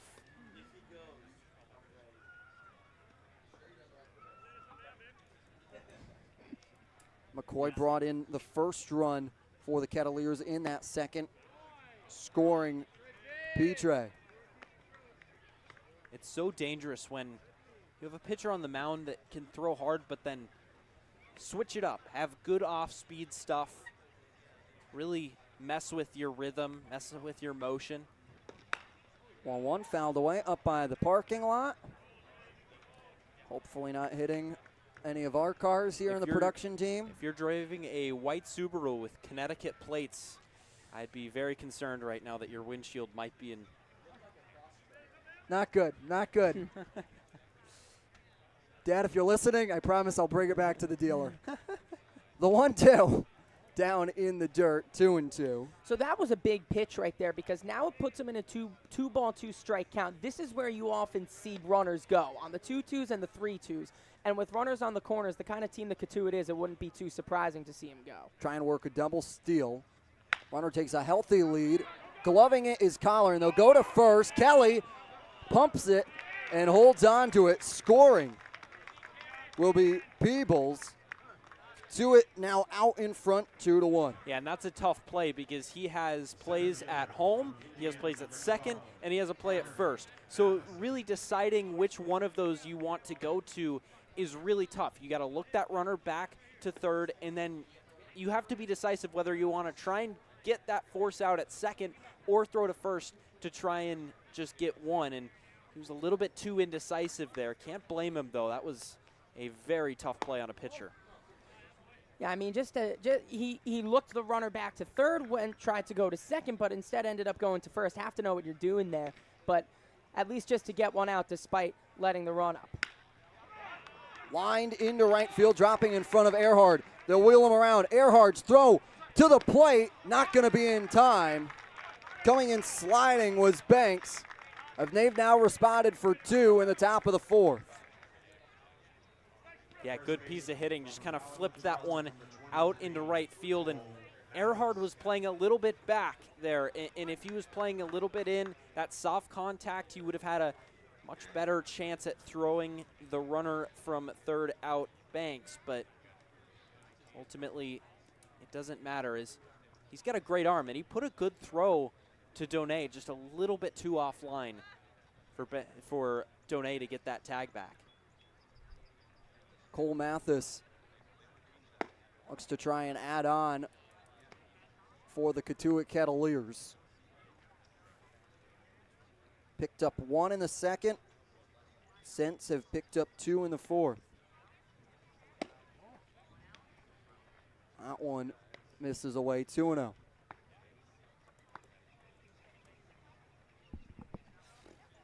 Can't forget that Hyannis has that 1 run in the first, so it's still only a 2-run game. You are very much still within reach of this one. Mathis fouls it back. Well, he's talking about that 4 runs is where, after 4 runs, it feels a little bit ungettable. Right now, still early in this battle of Barnstable between Cotuit and Hyannis. Thank you so much for joining us on your Tuesday evening. Mathis pops it up into foul territory. Kelly, over by the warning track, backtracks, and makes the out. Cotuit responds for 2. They're leading 3-1. Hyannis picking up the bats in the bottom of the 4th. We all have obstacles, challenges at different points in life. I still push myself every single day, and the harder I push myself, the more I find myself drawn to wearing UFOs. The first time I put on a pair of UFOs, it was like someone released the pressure. It was so crazy. When you are recovered and can do more, that has a compounding effect on all aspects of your life. Stepping into a pair of UFOs, they're truly one of a kind. There's nothing like them. Best ever? Good question. Wait, why do you sound like Dr. J in your head? I've always sounded like Dr. J in my head, which means Dr. J's outside voice sounds like my inside voice? Which Coke? The doc would know. He got the world to call him doctor without going to med school. There's only one best ever.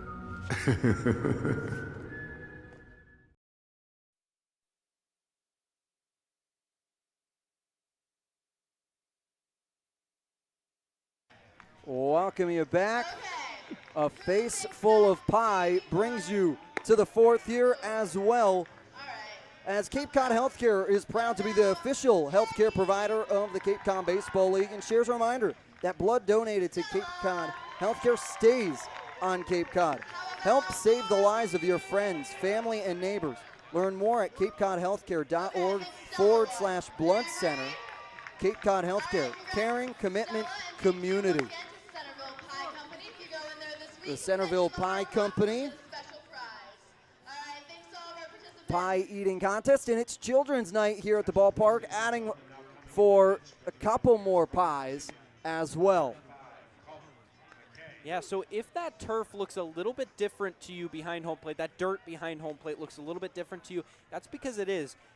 Just before the rain in the last home game against Bourne, they put down some turf saver behind home plate, and what that does is it's going to even out and smooth out the dirt. In addition, it's going to give it a little bit more color, and it looks just nicer aesthetically. Baseball's a very aesthetically pleasing sport, but I was talking to Coach BJ Johnson about it, and he basically wants to put it down all over the infield to try and even it out. This is a very unpredictable infield, and ultimately one that they think that they can even out a little bit more if they put down more of it. Earhart attacking the first pitch he sees and drops into the reach of Banks. What a grab by Banks off the hop to keep Earhart at first. But a great response after allowing 2 in the top of the 4th. Harbor Hawks get their leadoff batter on. And that brings up another good contact guy in Gazdar. Really solid contact from Earhart there. Hadn't seen his name in the hit column over the last 2 nights, but he knows that he's been swinging a confident bat, and he has a really good mindset to him. He steps back up and lines one out into left for a leadoff single. Good start this inning as they look for a response. McKay checks back after he started this inning off for the Cotuit Kettleers. In response of Dugan, John Gazdar looking for his first pitch. Gazdar hasn't been with Hyannis the entire season, but has started the year started the summer with the Walnut Creek Crawdads in the California Collegiate League. Was also from Walnut Creek, so got to play for his hometown team for a little bit before coming out to the Cape. Basically decided that 0-1 gets away from Peebles as Earhart advances to second base. maybe it was a little bit too good for the California League, came out to the Cape and has been off to a really good start, but it is cool that you get to play for your hometown team for a little bit. Get to live at home, too. You don't have to be with a host family as well. He has a runner in scoring position from Earhart. 1-1 catches the outer part of the zone for a 1-2 advancement on Gazdar. And he likes hitting with that wood bat because he had a ton of success out there with the Crawdads. Translating that success here to the East Coast. 1-2 delivery, holding on it. Peebles extending out into the other's batter's box to keep it in front of him. Walnut Creek just about hour and 15 minutes from Sacramento. I was going to say, how close is that to Sacramento? I don't know. Not My far. California geography Northern is California. not as good. No Cal. 2-2, foul tip to keep his at-bat alive. Oregon. I was going to say, you guys get on me for Oregon, and we can't get on him for NorCal. I was just going to say. You took the words out of my mouth there. Get on him a little bit for NorCal. What are we doing, Jacob? Hey, I think it works. You live and you learn, you try stuff. Okay. The 2-2. Gazdar lines it up. Petrie is there, fielding and fire to Mathis at first. Moving is Earhart to third to put a runner 90 feet away from scoring. Yeah, and that sets up a sacrifice fly possibility for Elijah Hainline that's done a good job of elevating the ball. And you get Earhart at third, who has pretty good speed, so look for him to try and score on anything in the air, and the infield is going to come in for Cotuit here. They're going to try and prevent a run no matter what with one out. Touching the grass, Hainline looks at a ball. He worked to walk back in that second, however, was picked off by Dugan in that second inning. 1-0 fouled away, evening the count at 1 apiece.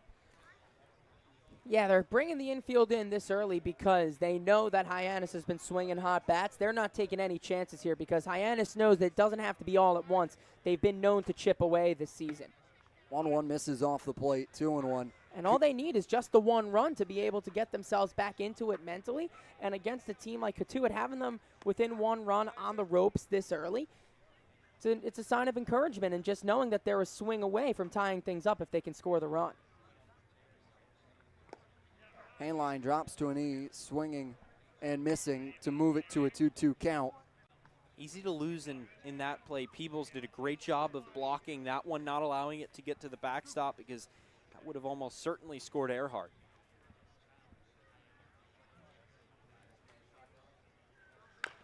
Hainline pulls it foul over by the Harbor Hawks dugout. Yeah, normally this early in the game, you don't see infields coming in with just the runner at third and the open base. It's a bit of respect shown by Cotuit for the offense of Hyannis swinging hot bats. 2-2 delivery. Into the deep and grab. And tapping on third base as well, dabbing him. Up is Pine. What a play. Sports Center top 10. What a move. Pine leaping off over. This is an incredible play by Pine, who just caught the knuckler and in one motion was able to tag him out, and that will send us to the fifth.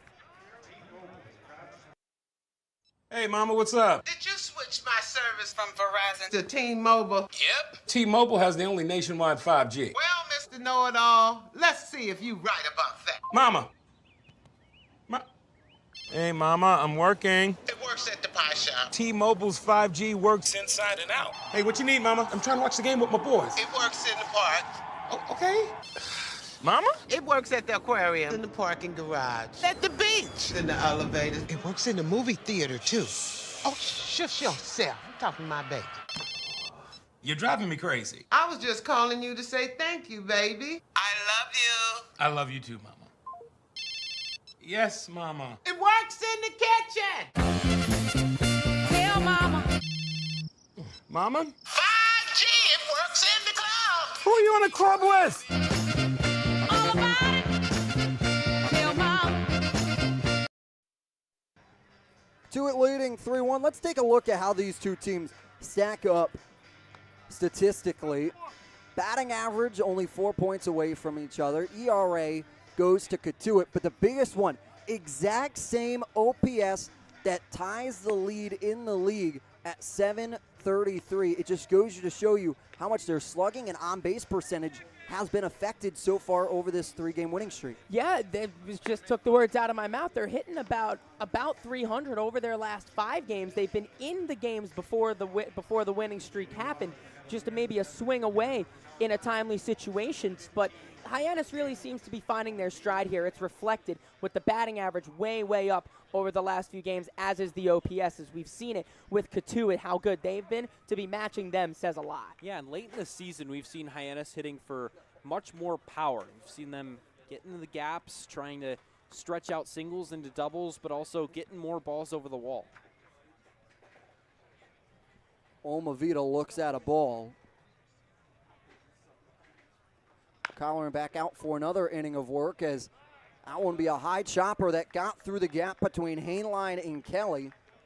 Hainline was shaded too close over to second base, where he wasn't able to get out there and make a dive. And honestly, we've come to expect this with Cotuit. It's any type of contact has a chance of finding a hole. That was not hit hard at all. That is exactly the contact Colleran wants and tries to induce, but it just found a hole. That's exactly what Cotuit does. And Norris places it there again. Hainline on the spin move pick from Kelly. Got it in time this time. Lomavita able to advance to second on the fielder's choice. Yeah, you could tell Hainline really wanted to go to second there to try and get the force, but he was going so close to first that he spun around and made a split-second decision and fired onto Kelly, and with a nice dig, they get that first out. Yeah, Hainline showing a little bit of range there, as that one wasn't hit right at him. He had to go a long way for that one and then make an athletic play to even get it over to Kelly at first. Hainline, we've talked about, as a traditional second baseman. That's where he played a majority of his spring, where he's felt comfortable even telling us. But has played a little bit short, and there you see the shortstop range. That one gets away from Donay out of the glove. Advancing is Lomavita to put a runner at third for Cotuit.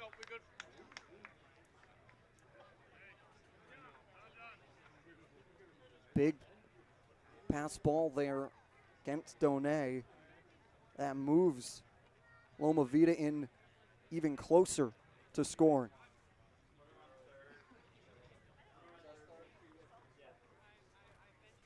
1-1 bunt shown.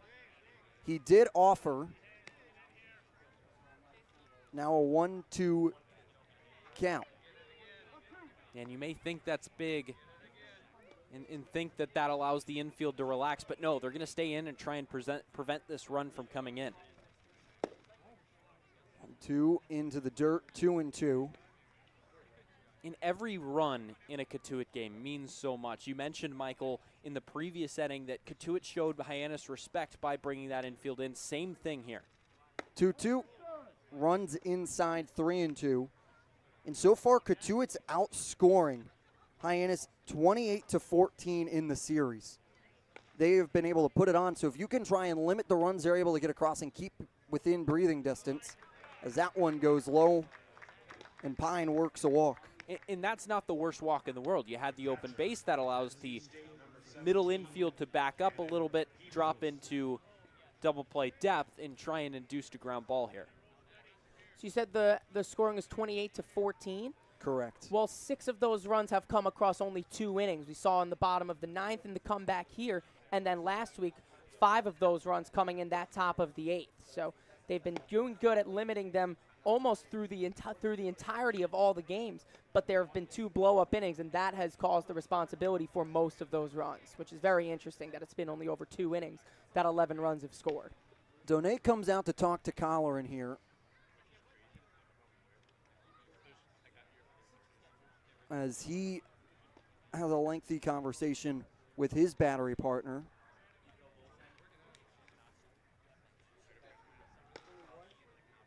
As starting to warm up is Cross Sibley for the Harbor Hawks. Yeah, Sibley out of Southern Miss, the junior. Almost a sidearm type pitcher, a big lefty. 1-0 in for strike on Peebles. Yeah, Cam Smith, the third baseman now, playing with his toes on the grass. If he gets one hard at him, he's got a decision to make to go home or to go to second and try and turn a double play. Fouled off into the netting.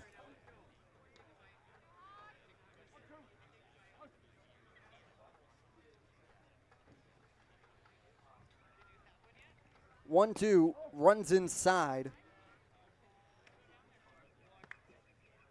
on Peebles. Yeah, and up next you're going to have Petre, who has tripled and singled in this one right here.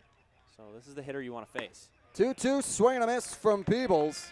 He gets him swinging and missing for the second out, and a big second out to try and hold Loma Vida at third. Yeah, elevated the fastball there up above the letters, and that one's so hard to lay off if you're Peebles, because that one has the perception of rising a little bit. That four-seam fastball, it's going to come in so flat. It's not actually rising, but it's coming in so flat you're used to it kind of bending a little bit.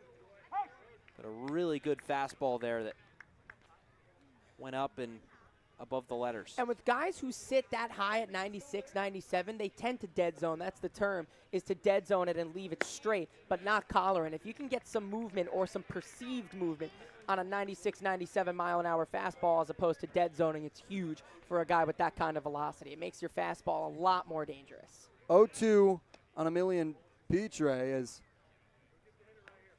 Colleran checks back over to Pine.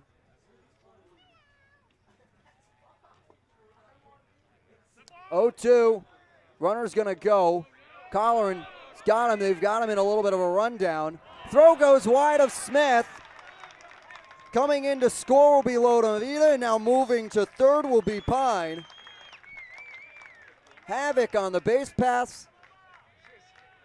Get the Kettleers their fourth run of this one. That is a beautifully designed play. Pine is meant to try and get in a rundown in between first and second and buy enough time for Loma Vida to try and come in and score a run before he gets thrown out. So they were willing to sacrifice that third out for an extra run, but ultimately they get a runner at third, the run, and no out.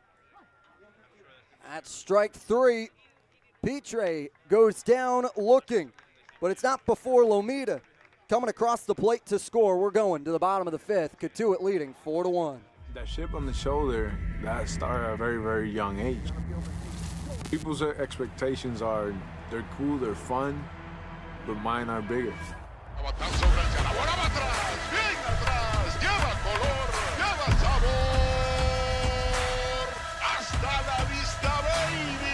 When you play in New York, they want to see winners.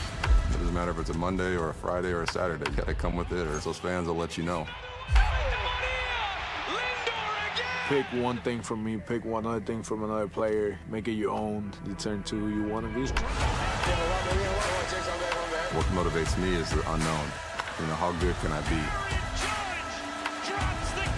You get away from the lights, you get away from the camera. Mientras más presente yo esté en la caja de batería, más éxito tengo. Man, how can you not keep it fun, man? This is a kid's game. If you could go back and tell 10-year-old Francisco one thing, what would it be? You're a bad mother. Welcome back to McKeon Park, where the lights shine bright all season long, thanks to the Knack Cape Cod. Offering 2 convenient locations on Cape Cod, the Knack is the perfect spot for a burger, taco, or even a milkshake. Visit theknackcapecod.com to order online today. The Knack Cape Cod is the official Light Up the Park sponsor of the Hyannis Harbor Hawks. Cotuit gets one, and now Hyannis going to try and answer here as McKay had already come in back, comes back out for another inning of work. Yeah, and once again, the key is going to be to try and keep Hyannis' bats quiet here. That's 4-1 ball game. You picked up another in the top of the 5th. We're at the halfway point in this one, and Hyannis really would like to get one here, at the bare minimum one, to try and chip into this lead. Donay, the catcher, who reached on an error by Norris. Back in the second, comes back into the box to face. Again, broken bat, popped up into foul territory. Mathis over by the coach's box, forcing Drew Earhart away. He makes the grab, one retired in the bottom of the 5th. Yeah, he just jammed him there. Fastball in, and that one got nearly the handle of the bat, that thin spot of the bat, and Donay just chopped some lumber. As there you see the numbers for Trey Lipsy, who has seen the ball extremely well as of late. Drew a walk back in the second.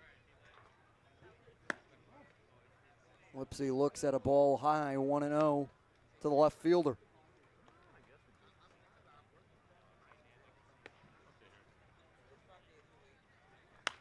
Lipsy attacking that one and fouling it off by the Cars again.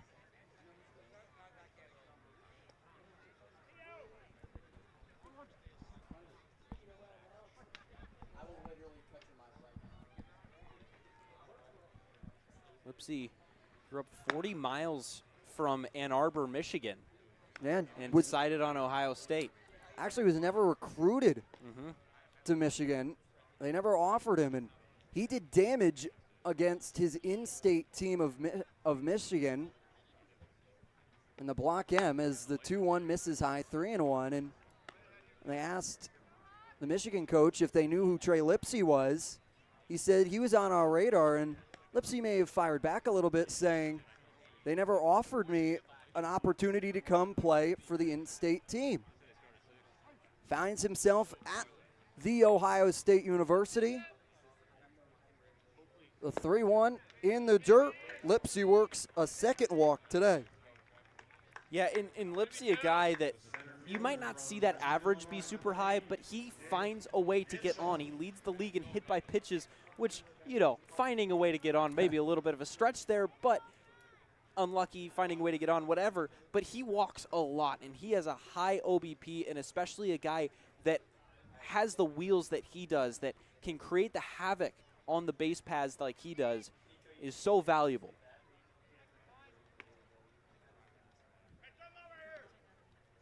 Back to the top of the lineup for the Harbor Hawks with one retired for Nick Mitchell. He looks at a ball from McKay. And once you get Lipsy on the base pass, he can create some havoc of his own, of being able to try and force a throw that can be errant at times. Yep. As manager Roberts will come out to McShay. And we've seen him do this a couple of times this year, a mid-at-bat pitching change. Still hasn't pulled the ball from him. He does come out sometimes and just talks to the defense instead of making a move. They do have someone warming up in the bullpen right now, as it's 41, Cam Schulke. Still, Roberts talking to his entire team on the mound. It seems to be more of a defensive meeting rather than a pitching move. He could be stalling to give Schulke a little bit more time, and no, he's just going to leave him out there. All right. Making the change, he steps away. For all indications, Mitchell is McKay's batter to finish, while Schulke continues to warm up more aggressively down in their bullpen. Yeah, with Cam Smith on deck, you might want to give him a new look. Of course, Smith had that base hit in the third. Runner goes in Lipsy. Throw down from Peebles in time. A great tag from Norris. Lipsy went in sliding head first, but couldn't beat out the throw from Peebles down to second. Yeah, look at the placement on that throw. That was absolutely perfect to get the speedy Lipsy. Not an easy guy to throw out. We mentioned it earlier in the broadcast that Cotuit doesn't throw a lot of runners out at second. Well, Peebles might have heard us and threw a strike down to second. 1-1 count now to Mitchell with 2 retired after Lipsy was caught stealing. Mickey mentioned it. Cotuit only had 6 caught stealing coming into today. Already have 2. As that one misses high, evening the count at 2 apiece.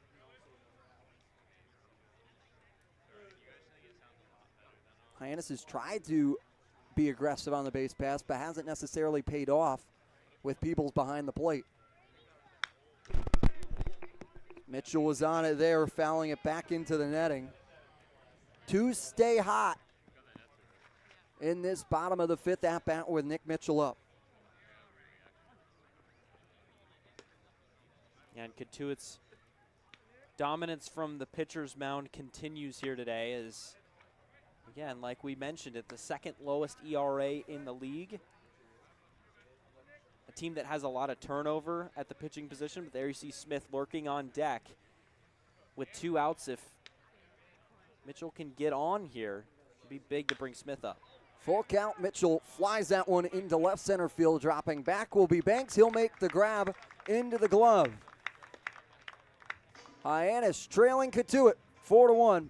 We move to the 6th. Retirement strategies come in all shapes and sizes. One strategy does not fit all when it comes to reaching your retirement goals. And considering all your options may be, well, more than you want to think about. So whether you're looking to retire or already living in retirement, you need a strategy tailor-made for you. Fairway Financial can create a personal retirement strategy just for you, designed to take care of you and your loved ones. Call us today at 508-398-3337.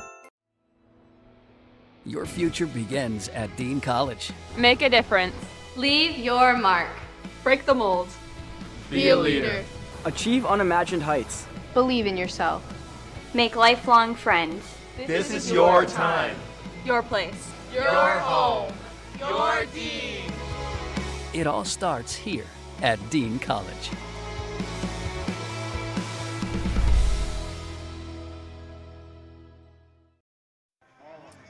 Cotuit leading Hyannis 4-1. It's trivia time, take 2. Grant McNew was not happy we all got it right. So let's hear this one.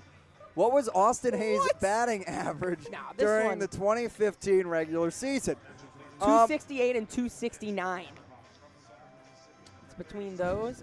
Are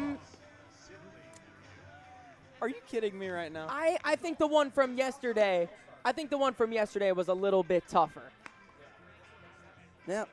Is an all-star. I'm going to go C. You're going to go C.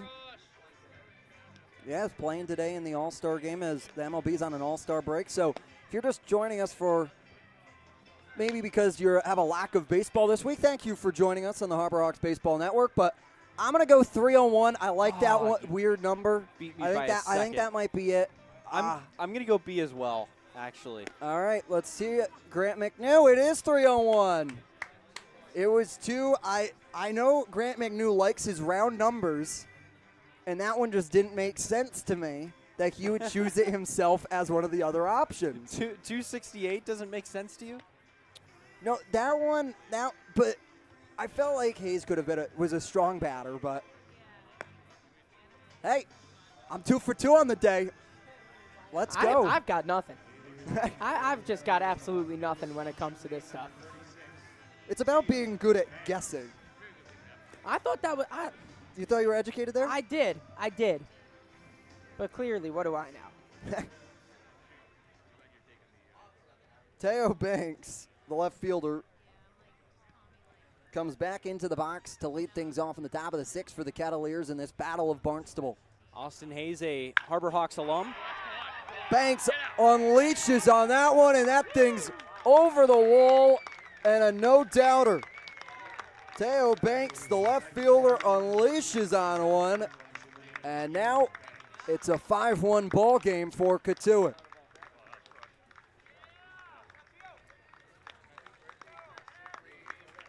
second home run of the year for Banks, and Cotuit, a team that can beat you up and down the lineup, and they get a huge, monstrous home run from their 8-hole hitter to lead off the top of the 6th. James McCoy, the 9-hole hitter, comes in. Broken bat off over to Smith. Laying out for it is John Gazdar and makes the grab. What a play from the Austin P. Governor. Yeah, McCoy got jammed there. A little soft fly ball back up the middle, and look at John just going full extension, laying out into shallow center field. That was one heck of a play. What a play indeed. In response, Cross Sibley with all this action we haven't even been able to touch on, he comes in. Chopper off over to Kelly. Sibley over to the bag's not going to be in time. Matheson beating it down the line to get aboard via the single. Yeah, let's take another look here. That's a really tough play for everybody involved because you don't know if it's right between Hainline and Kelly. So Kelly takes charge there, and regardless, that's going to be tough for Sibley to get over there in time because he's so far away. So by the time the shovel flip gets there, Matheson has reached.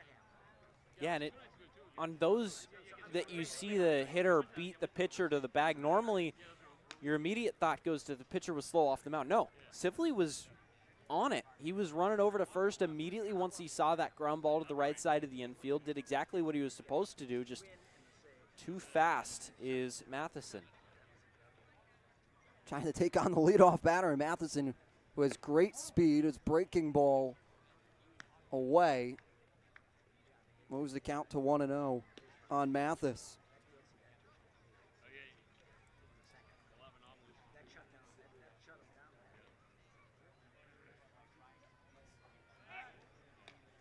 Checking back, it's Matheson to get in there in time.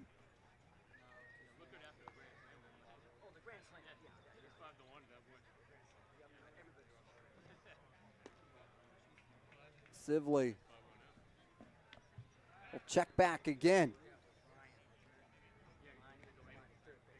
Sibley's had the quite fair share of action so far in his outing here in the top of the 6th.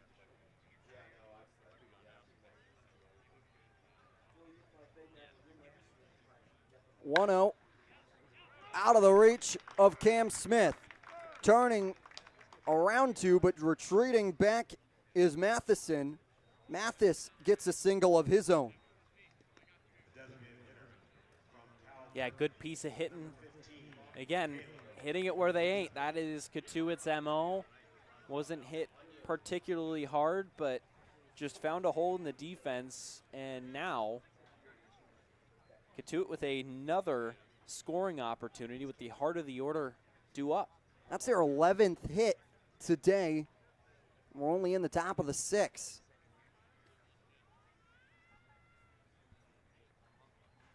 Nothing pitch to Loma Vida is a healthy hack. They've only scored 5 runs, which has to be a positive for Hyannis on how many hits they've been able to string together. Still down 4 here.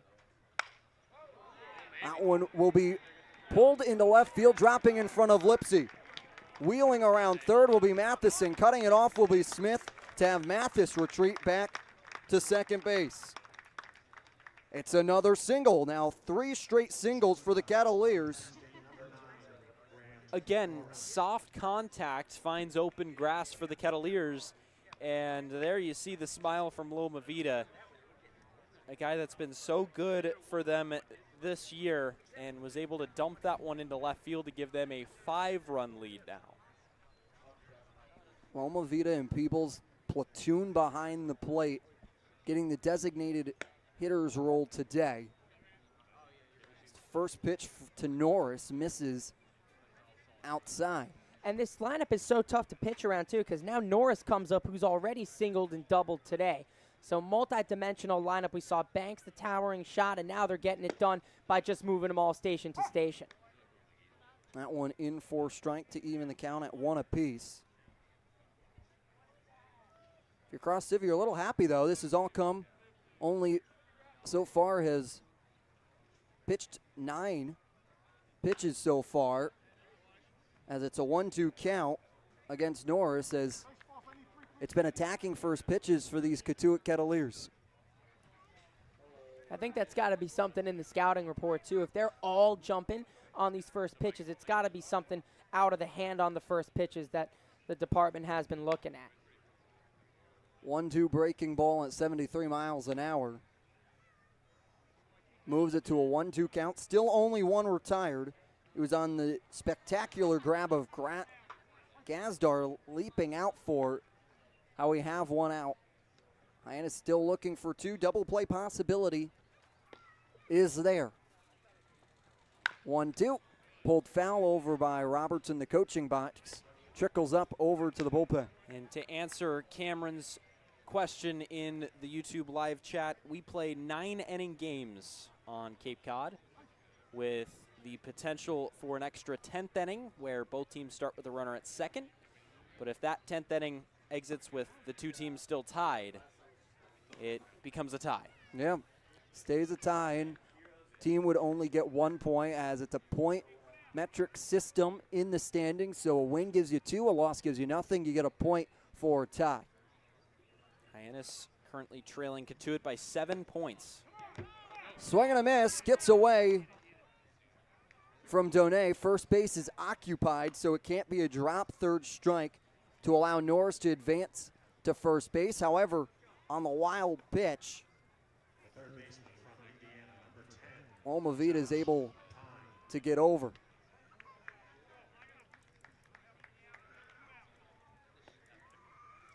Yeah, big strikeout despite the runners moving up there, as it brings up 2 outs and you can just pitch normally with your defense however you want it here.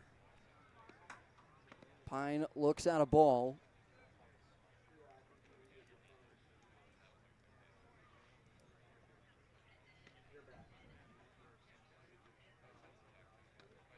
(1-0) gets away from Donay off the glove. Coming in standing will be Mathis. It's another run for Cotuit. They've been able to plate 3 here in the top of the 6th. Yeah, Donay, a fantastic defensive catcher. We see him throwing runners out at second. We see him blocking balls that come in the dirt. But where he kind of struggles is where when that pitch goes to his backhand, he kind of gets crossed up just a little bit. Instead, he needs to go to that forehand, maybe something that he needs to still add to his game. Pine pops it up. It will be over us in the press box here in Hyannis. Yeah, that's where you want to also see him kind of use his body, which is also something that we've seen more of as the season's gone on. But it's tough for him as if you think one pitch is coming and another does, you get crossed up. That's been happening. 2-1. Breaking ball missing off the plate. 3-1.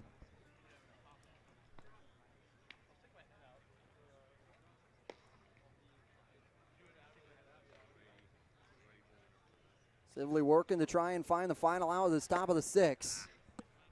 Pine out in front of it. Hey, loading the count full. Got our radar gun. 87 on that one.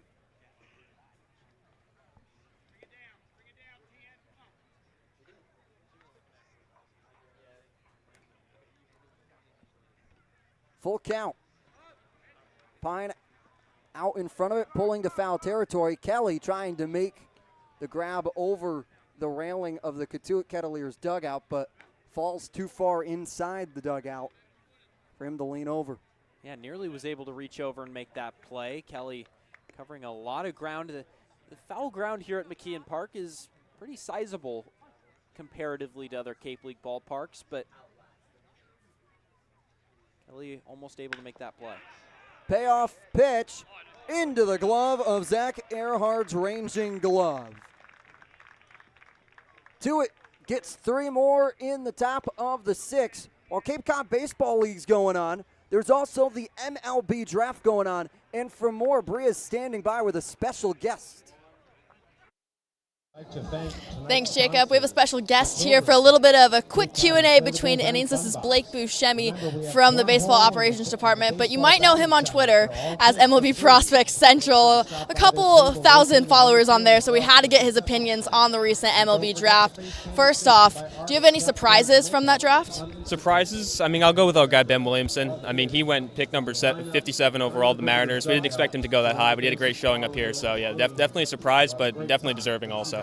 One of many Harbor Hawks the past 2 years that were drafted in the past couple of days. Are there any that stood out to you?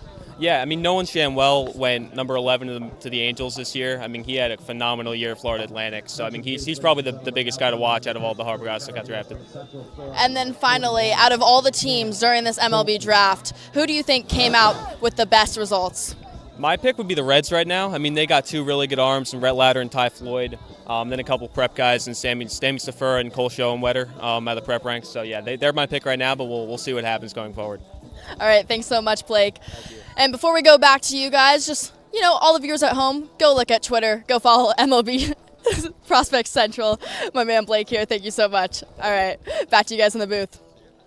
Thanks, Bria. I'm hitting the follow button right now on MLBprospect.com. A rogue hat seemed to nail Bria right in the back of the head there at the very end. But the professional she is keeps her focus. Cam Schulke now in for the Cotuit Kettleers.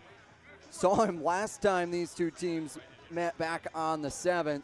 Pitched 2 innings, gave up 2 runs. Both of them were earned on 3 hits. I just want to go back to Bria, and how about Ben Williamson going early in that round? I think many of us were surprised, but not a bad surprise at all, because we've seen what he was doing before he left to prepare for the draft. He's played 3 positions and was close to, if not leading, the Cape in average. So he's a pure hitter who's a Swiss Army knife on defense. I mean, the Mariners got a real gem of a player in Ben Williamson. They got a steal, I will say that. They knew his value and picked him that high.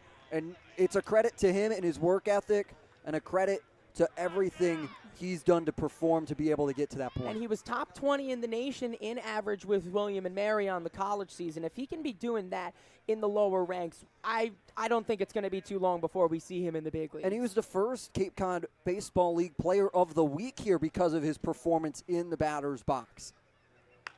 Schulke deals one away, and Smith fouls it off.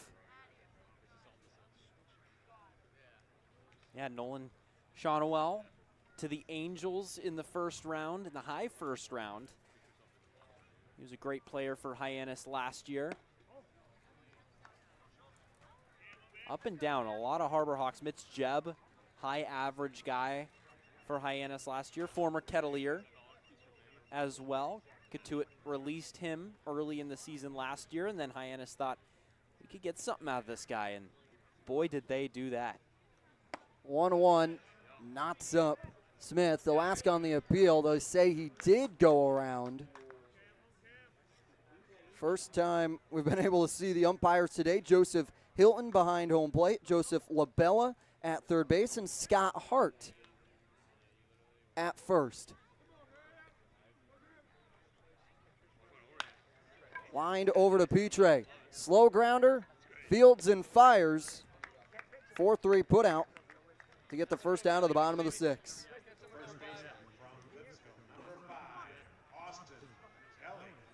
So here comes the lefty Kelly, and we haven't talked about Schulke quite yet. He's a true submarine delivery.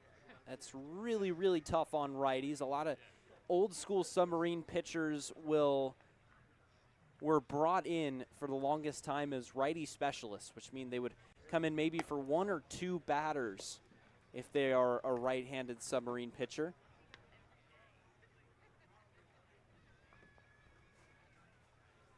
(1-0) to Kelly, ripping on it, but pulls foul over by the Cotuit bullpen. Sending guys off the bench quickly on the line drive. They're staying active down there. got the football down there and everything, staying loose as they lead this one by 6 in the bottom of the 6. 2-1 away. It's tough on all hitters when guys like Schulke can change their arm angle like that. You see him right here, go nice and low, and a good pitch there with the slider, but then we saw him on the pitch prior to that, being able to go from about the high 3/4. So being able to change up the eyes and just getting that off a little bit can really mess with the hitters. Yeah, but not if it's a tell for the pitch you're about to throw. If it's upper 3/4 and you throw a fastball every time. Kelly goes chasing upstairs on the off-speed, 69 miles an hour for the second out. But he doesn't, because that was a curveball out of that 3/4 arm slot release, but then he can also throw the off-speed from the submarine look. So like you said, very dangerous from a lot of different looks. Zach York now settles in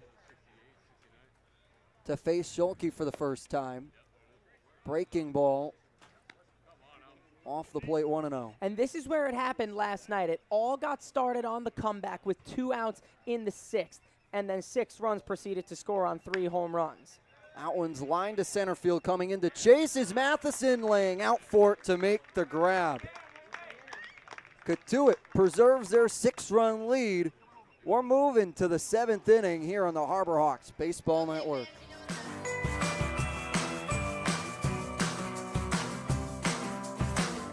A brilliant idea starts at the source. Through innovative design, we're taking steps to create a better future. Now, the pure fresh taste of Dasani comes in a redesigned bottle, up to 30% made from plants, and as always, it's 100% recyclable.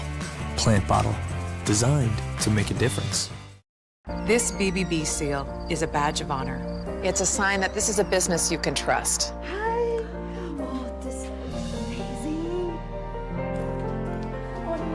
Each year, millions of people see the BBB seal on a door or a window or a website and breathe a little easier. See the seal and know you've made the right choice. Find a business you can trust. Ask BBB. The wait is almost over. Floor & Decor is coming to Hyannis on September 7th. Get ready for unbelievable everyday low prices on tile, wood, stone, laminate, vinyl, installation materials, and more. Our high-quality selections can't be beat, so mark your calendars for September 7th for Floor & Decor's grand opening in Hyannis. At Floor & Decor, you'll discover thousands of in-stock products, all at a price you love. We promise you've never experienced anything like it, but soon you can. Come explore Floor & Decor, opening in Hyannis on September 7th.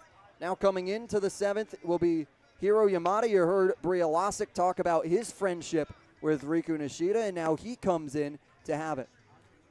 Yeah, he's a pitcher with a lot of weirdness to his game. Maybe a lower 3/4 arm slot delivery. He's really, really tough on those, right-handed hitters. It's almost like he's releasing behind him, like we've said over and over again.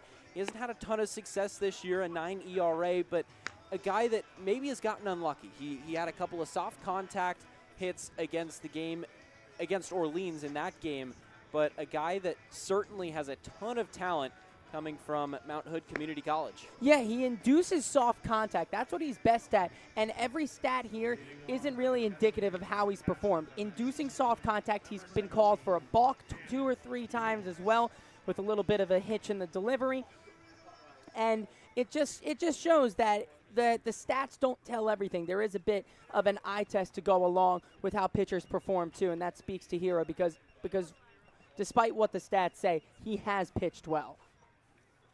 Cannon Peebles looks at a 78-mile-an-hour off-speed pitch.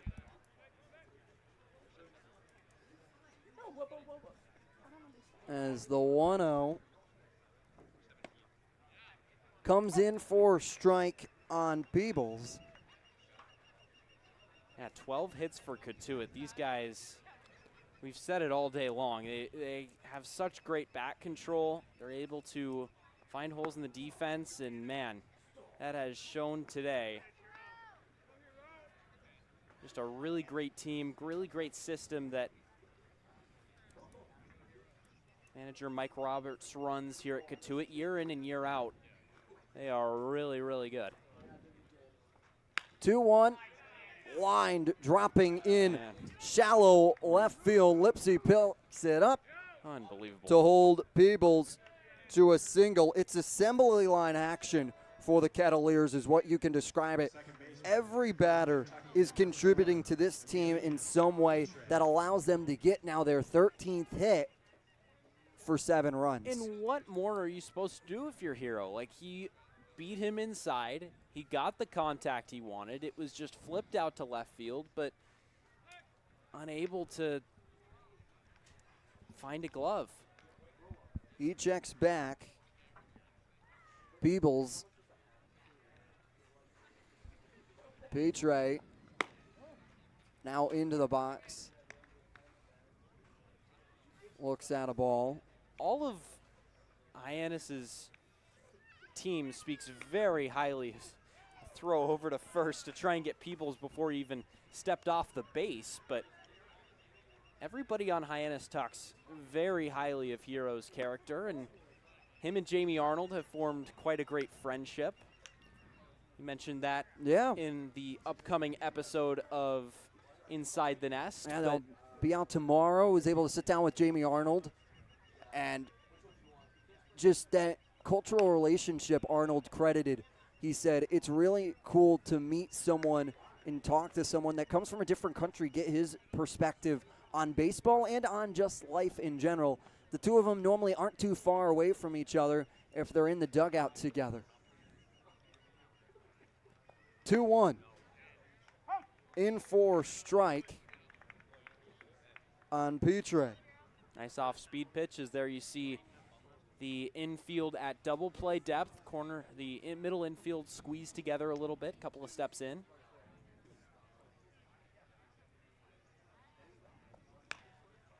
Hero forces Petre to foul it off again.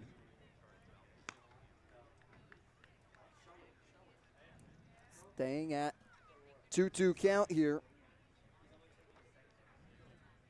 As Peebles looks like he barely comes off the bag on every pitch. There you see, actually, never mind. 2-2 he did inside. Come off the bag. Now a full count here to Petre. On that 1-2 pitch, he didn't come off the bag. He just took a secondary lead, but there you see him taking a traditional lead. 3-2 away. It's a walk to move Peebles to second base and Petre to first. The left fielder from Tulane, number 36, Teo Banks, who attacked on a first pitch from Cross Sibley back in the 6th, launched it to left field, comes up, and this is going to result in a conversation between Brody Donay and Hiro Yamada. Yeah, with Teo Banks up at the plate, who just launched, took off on a fastball over the left field fence, over a couple of trees out there in left field in his previous at-bat. You want to be really careful with him with 2 runners on. A 7-1 game. Hiro down in the squat, working out the quads. Pops up, still looking for an out here in the top of the 7th.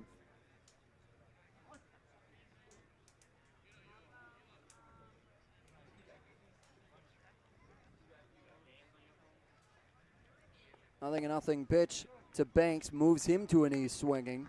That's a great off-speed pitch, just dove out of the zone there. And that's the movement that Hiro kind of brings. It's that non-traditional kind of like it'll dunk out of the zone. Is it a fastball? Is it a slider? Is it a curveball? It's got weird slurve movement, but guy with a ton of movement on his pitches.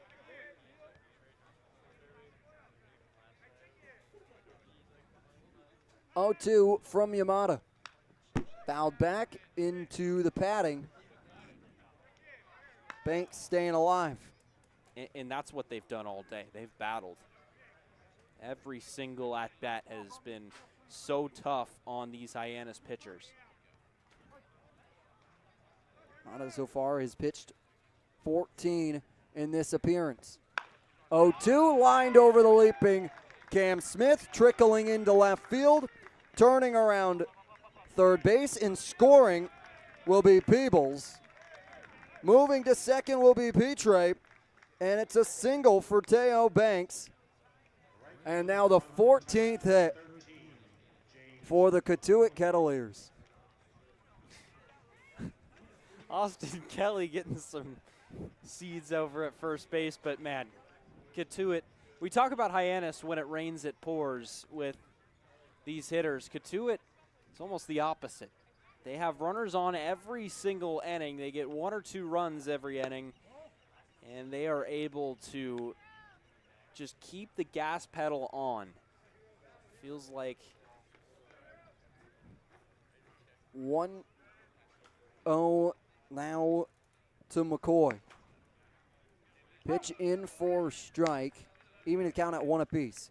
Still looking for an out here in the 7th. However, they can get out of this without allowing another run to score. Hyannis is in an opportunity. When they can get hot, they can come back from about any deficit they face. Yeah, and they've got 9 outs to work with, which was 6 less than they had back on that amazing comeback here at McKeon Park a couple of weeks ago. So never say never. Yeah, and as I said earlier, they've scored, and they've had pretty big comebacks within just 1 inning against Cotuit twice, that one, and then last week in the top of the 8th, they put up 5 and nearly tied the game in that inning, if not for perfectly played defense on Nick Mitchell. So they've shown that they've been capable of doing it against Cotuit, and with that in mind, that's how they have to be playing the rest of this game, and it starts here by just making sure no more comes across. 2-2. Fouled back into the netting. We'll do it again at 2 apiece. Lengthy at-bats requiring Joseph Hilton, the home plate umpire, to ask for more balls from the ball kids. I'd love to see how many pitches Hyannis has combined to throw in this game. Because that number must be astronomical. Lining over the head of Smith. Lipsy keeps it in front of him, but turning around will be Petre to come up standing. And now to second is McCoy. It's a stand-up double with Banks over to third. The hit parade continues to come in Hyannis from Cotuit.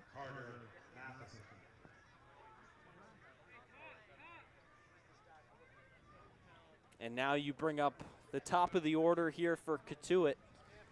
And Matheson, who's 2 for 3 with a pair of singles and RBI on the day, later came around to score in one of those at-bats, and he also drew a walk to open up the game.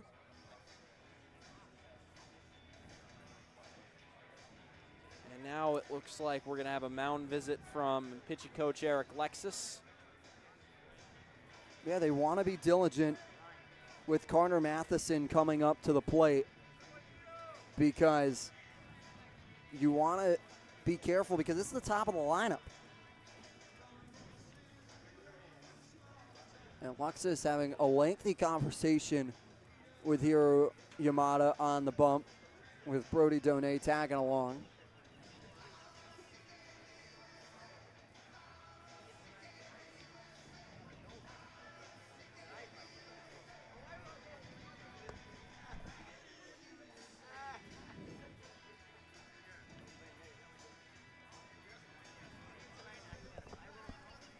You talk about the MLB draft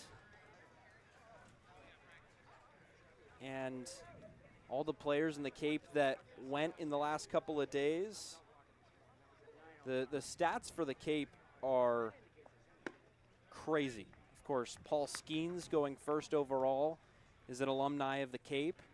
9 of the first-round picks taken played on the Cape. 218 total selections, good for 35% of all draft choices in this draft played on Cape Cod in this very league. And Hey, look at that. The San Francisco Giants took the most Cape Cod League baseball players in this year's draft. The 0-2, it's a swing and a miss from Matheson as Yamada gets his first out of his outing. Yeah, this looks like it's going to be Yamada's inning here. Nobody in the bullpen, but that was a good pitch from Yamada, elevating that fastball, getting him to chase. Now just keep setting him down.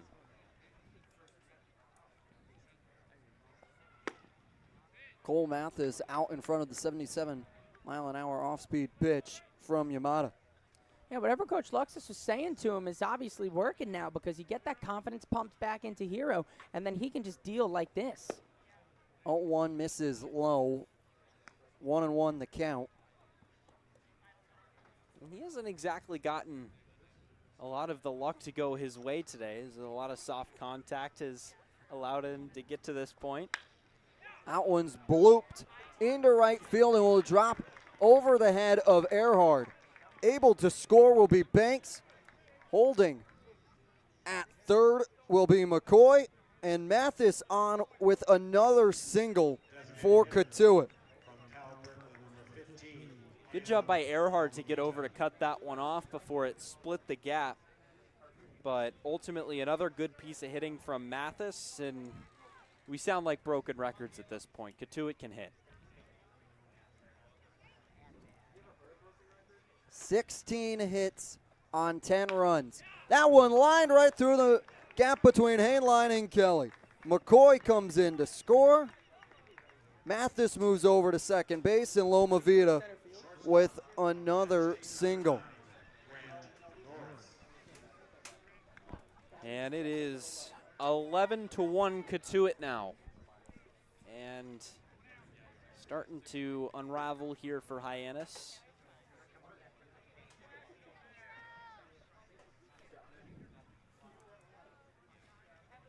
Still only one away here in this top of the seventh. Big swing and a miss from Norris to get Yamada ahead in the count, 0-1.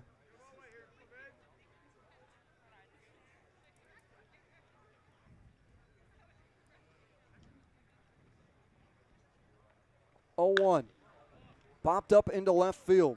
Lipsy ranging to his right side. In fair territory, comes back and makes the play for the second out of the inning. Guys, there's good news and bad news right now. The bad news is it's 11-1. The good news is we can see the cell tower right now. We're not going to get fogged out here. Yeah, no fog. It's dry. We talked about it in that pregame forecast condition. There was very limited humidity in the air, which meant the air was pretty dry. No clouds even in the sky either still this late, as Pine looks at a ball as he'll be the 9th batter in this top of the 7th for the Kettleers. You didn't know what to do with that comment, did you? I didn't know where you were going there, Mick, as that one's a protect me swing back to Yamada in time.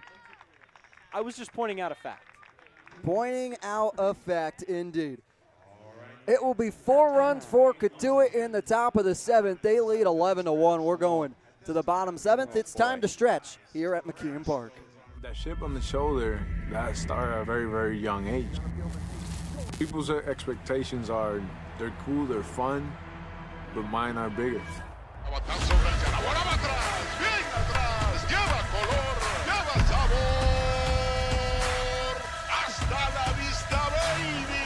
When you play in New York, they want to see winners.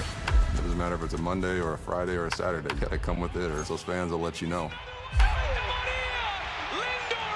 Pick one thing from me, pick one other thing from another player, make it your own, you turn to who you want to be.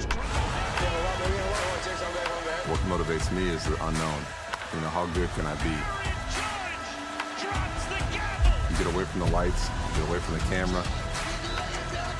Mientras más presente yo esté en la caja de batería, más éxito tengo. Man, how can you not keep it fun, man? This is a kid's game. If you could go back and tell 10-year-old Francisco one thing, what would it be? Be a bad mother.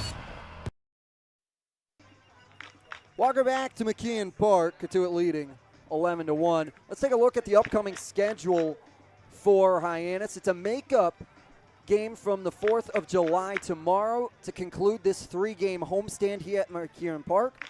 And then you go on the road at Brewster, and then you return home for a 2-game homestand on the backside to start the weekend. Yeah, and it's good news if you're Hyannis because they've played really well at home this year. 7-4-1 so far on the season, their record.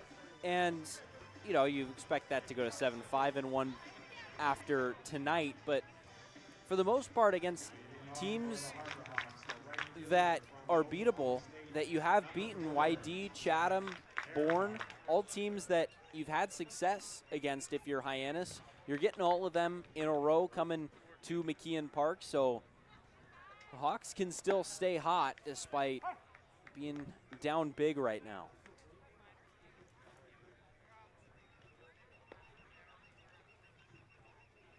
And that's big given where they are in the standings. Of course, just 2 points behind Bourne, and Bourne a off day today. Yeah. Means that Hyannis will stay 2 points behind Bourne in the standings as we're just a little bit over the halfway point of this year. Can you guys believe that we're already more than halfway through this season? You blink and it's gone. Pitch inside to Earhart, who lead things off in the bottom of the 7th for Hyannis. It really is a blink and it's gone. It feels like that it can only be June and we're just meeting each other for the first time, and now we're here on July 11th with a month left, a little less than a month left to go here in this Cape Cod Baseball League season. Summer flies fast on Cape Cod. That one's popped up into foul territory. Mathis positioning himself right on the edge of the warning track and stays on the grass to make the first out of the bottom of the 7th. And the crazy part is I keep telling myself it's going to go by quick, and I repeat that in my head over and over again, but it's still going by quick. It seems like that just doesn't counterbalance it. Yeah, you can just tell yourself it, but it just doesn't matter when you're just living it every single day, and you wake up and you realize you're already halfway through, if not more.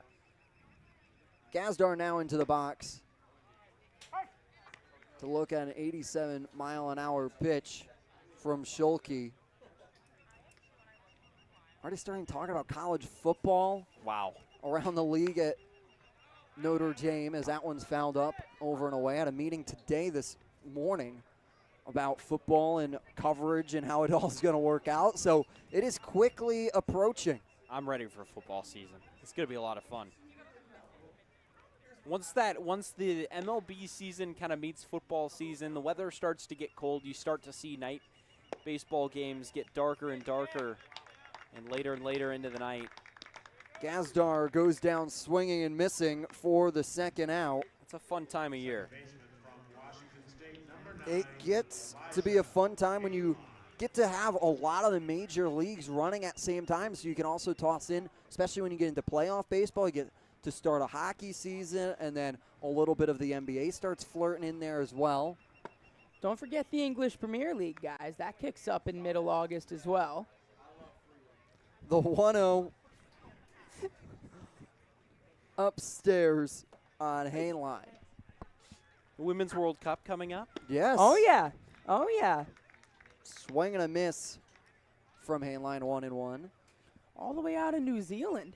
We getting up for those 3 a.m. games, guys? Nope. No, I'm not either. Not a chance. I'm not either. 1-1 checked by Hainline, holding at a 2-1. Megan Rapinoe announced that this will be the conclusion of her soccer career.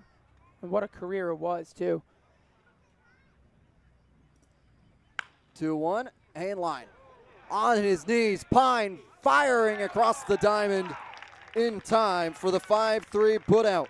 Hyannis goes down in order. We're going to the 8th. Cotuit leading by 10. Diet Coke? Were you my mom? You should be so lucky, because you know what moms do? Well, I suppose we should start with the whole giving you life thing. It seems like that should be enough. No? Okay. What about her ability to send shockwaves through the neighborhood without saying a word?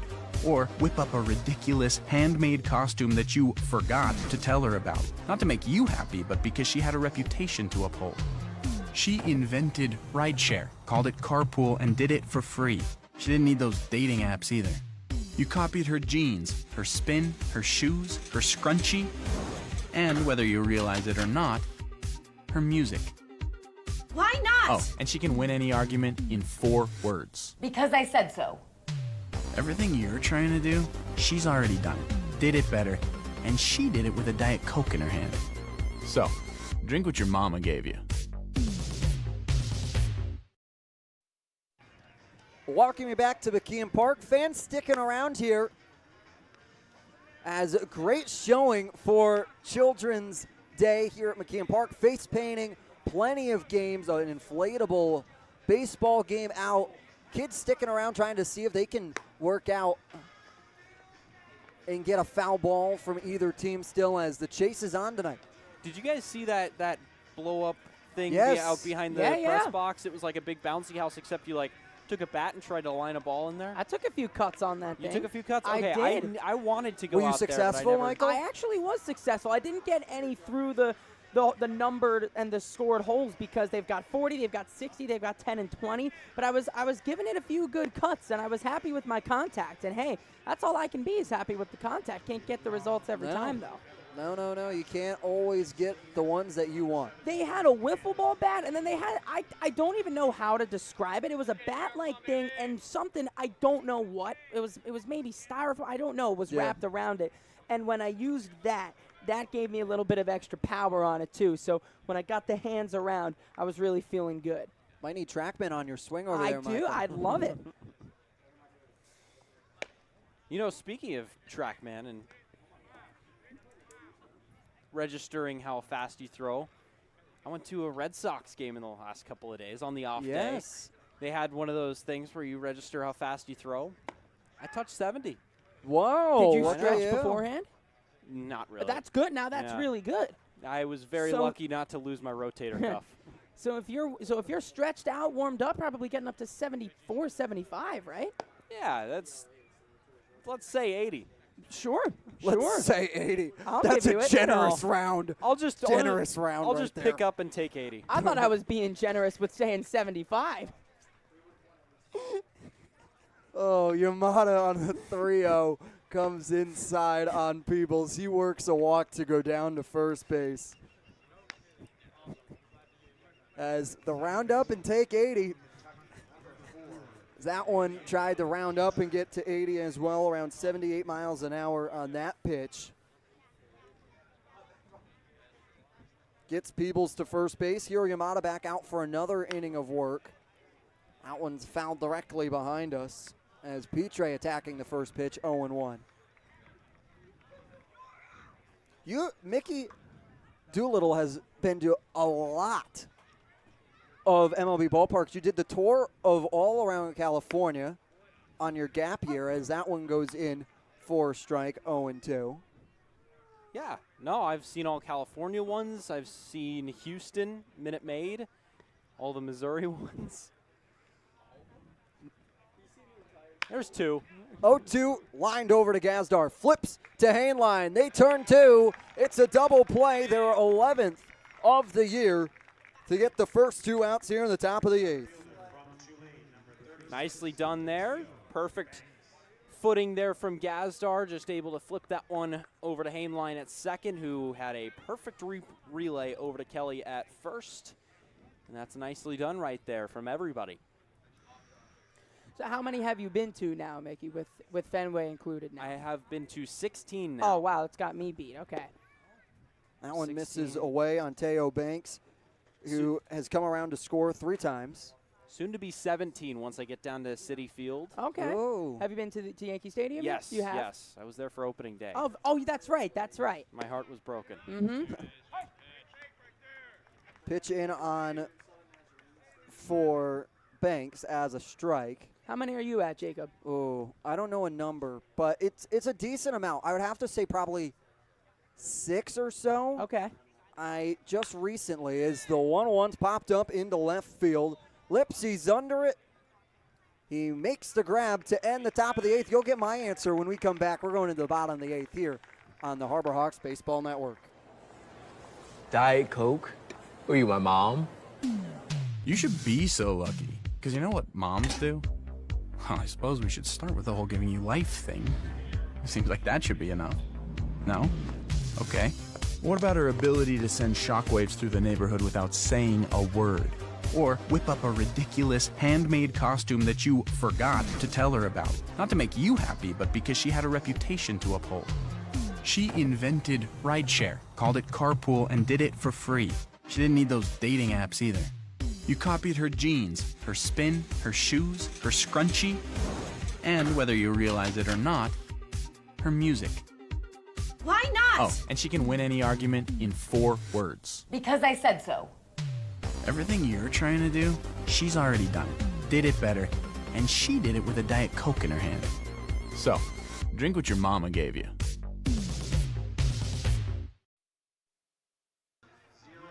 With only 4 games on the docket today on this Tuesday, Mickey Doodle, what's going on around the league? YD hosted Harwich today. YD, of course, leading the East, and they picked up their 15th win of the year, a 6-2 victory over the Mariners. And then Orleans picked up a win over Brewster, that middle tier of the East. Orleans picking up their 11th win of the year. They are 11-13 now. They win in that one 8-4. And, of course, one other game that is live right now, that's Falmouth and Wareham, a big game because those two teams have identical records. They are in the top of the 6th right now. Falmouth leads 8-5 on the gravel infield. Slow chopper that was fouled off of Donay's foot in the box, 0-1. We talked about it in the top of the 8th. So I've been to a decent number. I've been to 6, but I most recently was able to check off Guaranteed Rate Field, the home of the White Sox, at the start of this year as the 0-1 upstairs by Donay's eyes. On the 1-1 pitch. So you've been to Citi Field? I have not been to Citi Field. Really? I have not.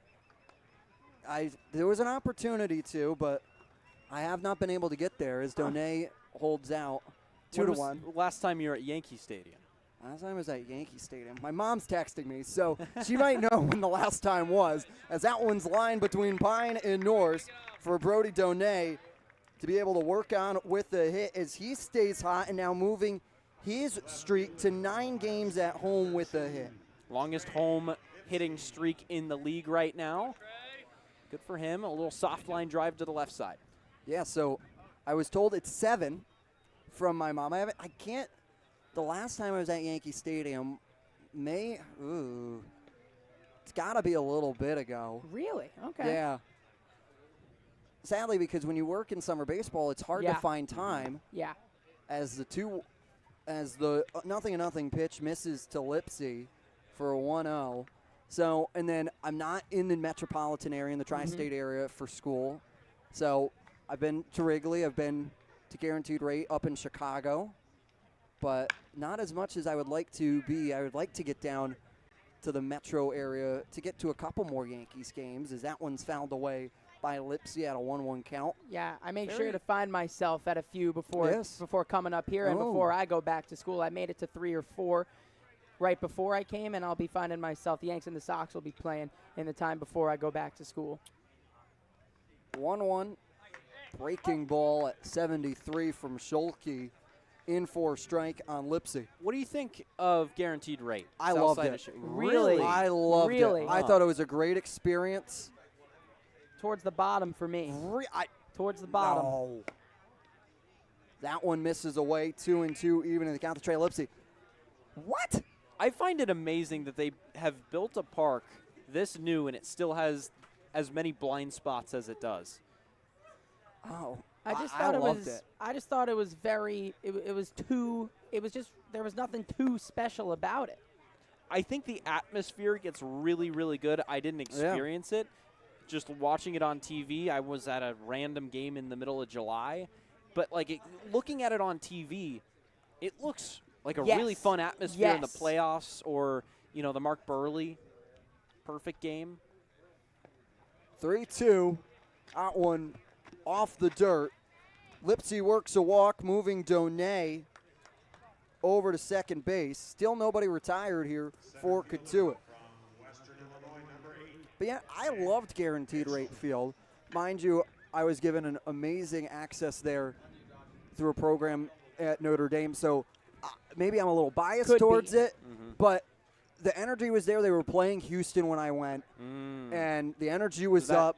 Post 2017? That was this year, right before. It was Okay. out in June before I came back east. Me and my dad, my dad made a stop at South Bend, and then we continued up to Chicago, saw the game, and then came back this way. So it was a great experience overall, with now the lineup card flipping back to Nick Mitchell. With still nobody retired here from Cam Schulke in the bottom of the 8th. I appreciate the fact that you can just jump off the subway and get right to the ballpark. At Yeah. both ballparks in Yeah. Chicago. Yeah. And both ballparks in New York. Wait, Citi Field now. No, Citi Field's got it's a bit does? of a bit of a ride. It's a bit of a ride from Midtown, but you take the 7 up if you can find yourself lucky, catch an express, could be good. 0-1 chopper over to Petre. He flips it over to North. It's not going to be in time. He dropped it. Base is now loaded for the Hyannis Harbor Hawks, trying to work some magic here in the bottom of the 8th as they trail by 10. It's going to be a pinch hitter here. Instead of Cam Smith, it's going to be Eric Snow. Yeah, Eric Snow. We saw it against Wareham where Snow came in just to give Smith, who has played in a large majority of the games this year, a break at third base to work himself out, since he's an everyday guy at the moment. And probably will continue to play a large majority of the games. Any innings that you can give Cam Smith off is a win for his longevity. Pitch misses away. Now a 1-1 count. Yeah, they'll rule that as Mitchell reaching on to first on the fielder's choice and Trey Lipsy being safe on the E6.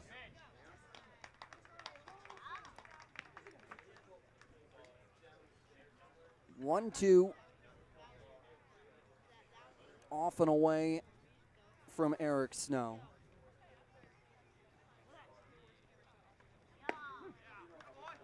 That's a strikeout looking on Eric Snow to get the first out here in the bottom of the 8th.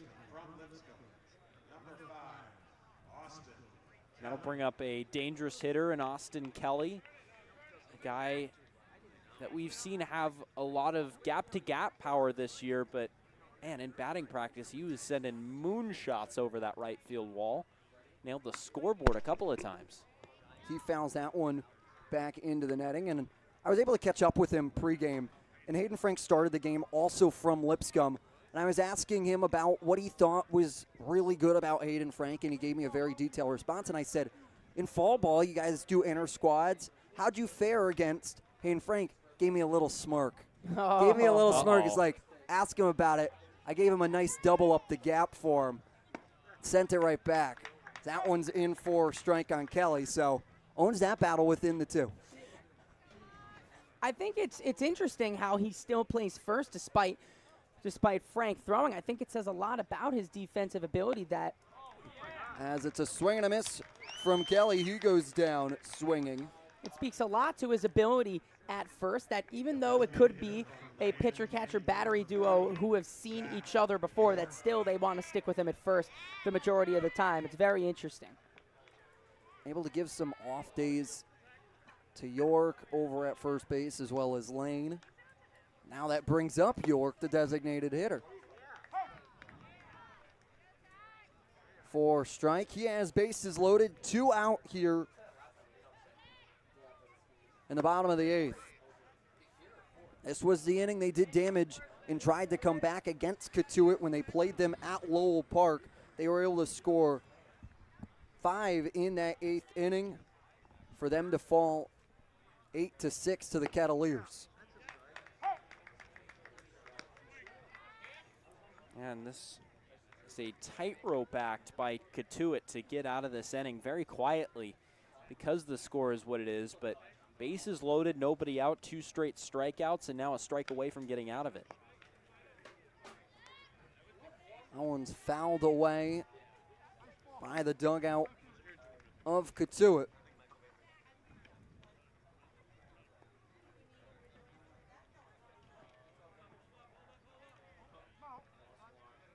As the ball boys thought Joseph Hilton called him for new balls, but preemptively getting over there to him.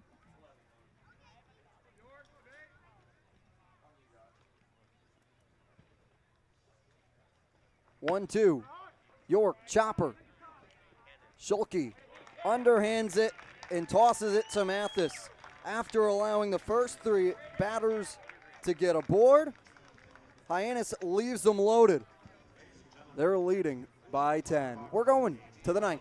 Retirement strategies come in all shapes and sizes.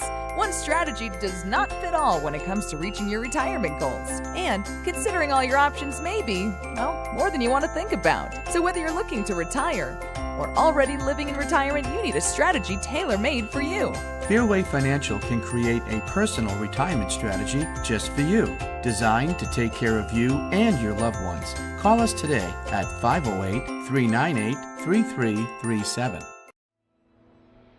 Your future begins at Dean College. Make a difference. Leave your mark. Break the mold. Be a leader.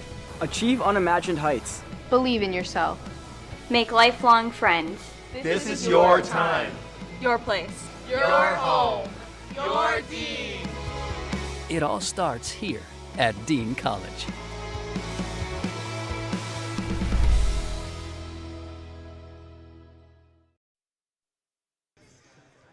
Position player coming in to pitch for the Harbor Hawks. It's going to be Zach Earhart. There's his batting stats. He's going to come in to pitch. Cotuit leading by 10 as they lead 11-1 here. As Zach Earhart, the Oklahoma State outfielder, has shown off his arm all year. Comes in and now is likely to pitch. Yeah, in his warm-up tosses, he's hitting 90 right now. That's registering at 89 on our gun.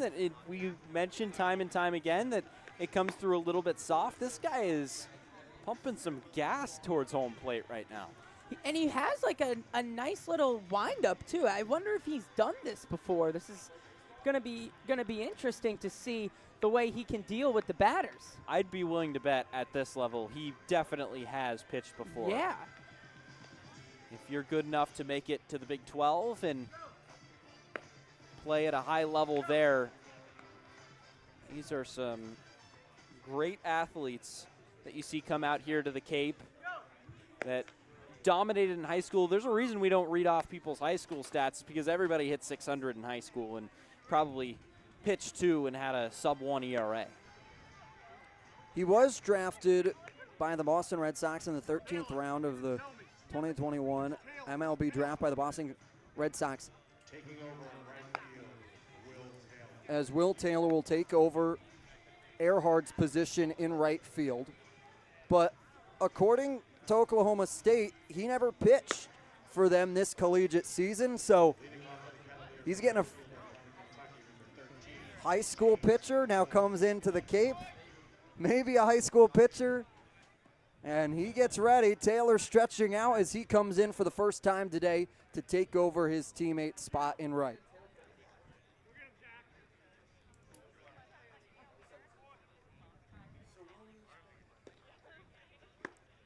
Swing and a miss from McCoy.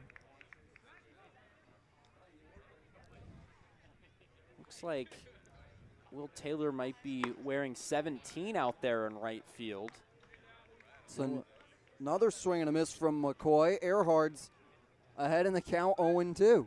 No official number 17 on the roster. Pitch misses upstairs at 90 miles an hour from Zach Earhart.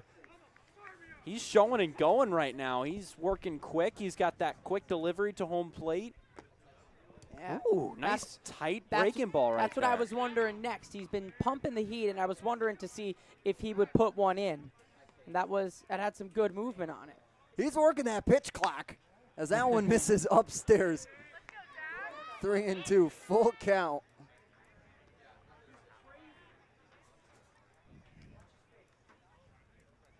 Payoff pitch upstairs. McCoy works a walk.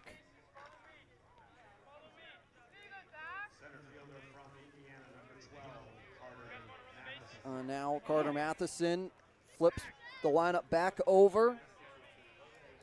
Earhart is locked amped in. up right now. He is. Now we're going to see him go out of the stretch. He is jazzed, and in high school had a 1.85 ERA through pitching in 10 appearances. And that's his senior year. Yeah, that's his senior year, and then only had 2 appearances his junior year, sporting a 0.0 ERA. So this is a guy that can pitch. Pitched with the best of them. It was a perfect fastball right there, up and in. You got to really be expecting that pitch to do anything with it. A lot of guys can't locate that one. 1-1. Misses upstairs, 2-1. Getting a word of encouragement from his dugout right now as he picks up a brunt of it so the Harbor Hawks don't need to waste an arm here in this top of the 9th. And it's 3-1 now.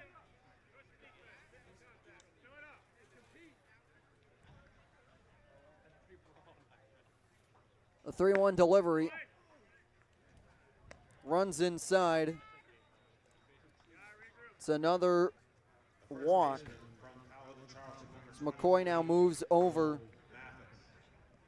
to second base to bring up Cole Mathis. And again, Cotuit really grinding out these at-bats, even against a position player. They'll fall behind in the count. They like hitting with 2 strikes. That one's tattooed to center field. Dropping back will be Mitchell and makes the tumbling grab. It's going to be out on the transfer. He lost it. Say he did not make the grab. And now Mathis aboard. And now bases loaded.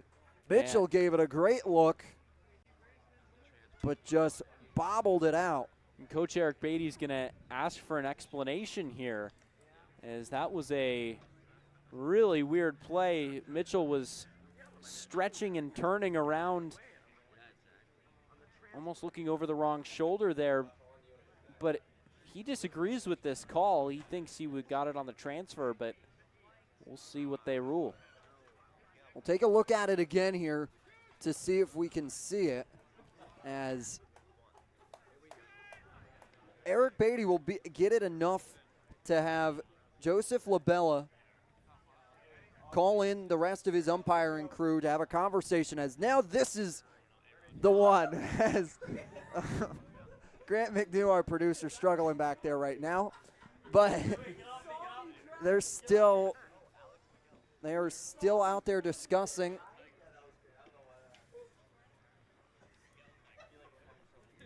As they're going to say he did not make the grab, and that it was not on the transfer.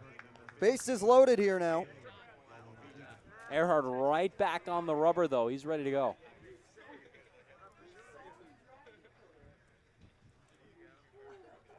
It will be ruled as a single for Mathis, as Matheson moves over to second, and McCoy stands at third. And that's one of the loudest singles you'll ever see. That one sent Mitchell all the way back. That was, as you said, that was tattooed out to center field, but just unable to make the catch. Loma Vida is plunked, and that will bring in McCoy. Bases remain loaded, and they get their 12th run here in the top of the 9th. Eric Beatty's going to come out to have a conversation. And it looks like I believe that's Aaron Parker. We're going to go to another position player here as they'll take the ball from Earhart. Parker comes out. Pitcher, more like position player here in the top of the ninth for Hyannis. We'll take a break. We'll tell you about Parker and see if we can drum up anything on the other side. Diet Coke? Who are you, my mom? You should be so lucky. Because you know what moms do? Well, I suppose we should start with the whole giving you life thing. It seems like that should be enough. No? Okay. What about her ability to send shockwaves through the neighborhood without saying a word? Or whip up a ridiculous handmade costume that you forgot to tell her about. Not to make you happy, but because she had a reputation to uphold. She invented rideshare, called it carpool, and did it for free. She didn't need those dating apps either. You copied her jeans, her spin, her shoes, her scrunchie, and whether you realize it or not, her music. Why not? Oh, and she can win any argument in 4 words. Because I said so. Everything you're trying to do, she's already done it, did it better, and she did it with a Diet Coke in her hand. So, drink what your mama gave you.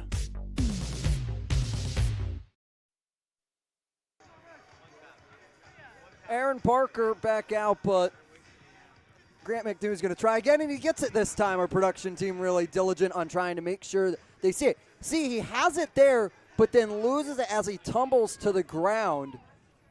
And that one is a tough play there for Mitchell. Bases remain loaded here for Cotuit, and Parker misses outside for a ball. Yeah, Aaron Parker, the normal catcher, and first baseman comes in and throwing a little bit less velocity out there than Zach Earhart did, but it looks like he's locating. He's hitting the zone right now nicely.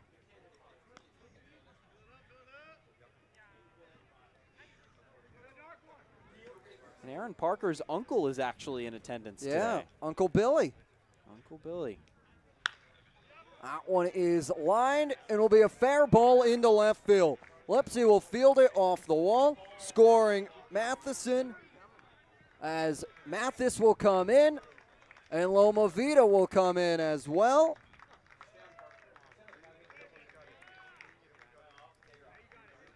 It's a stand-up double for Grant Norris,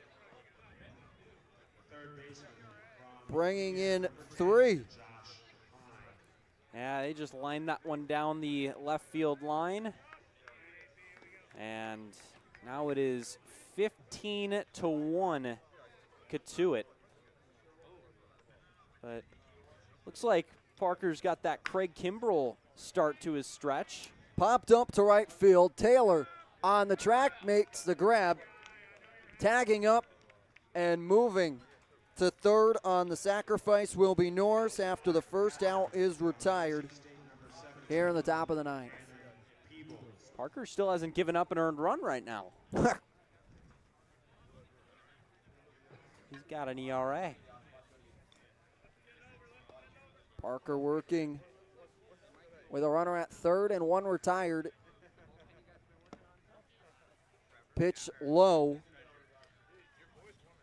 Now take a look at this delivery.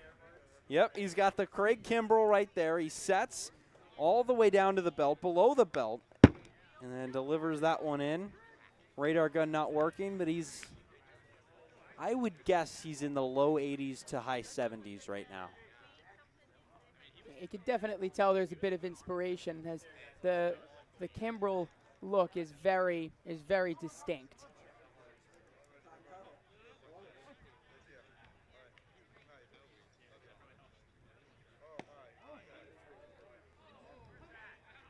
Pitch misses, 2-1.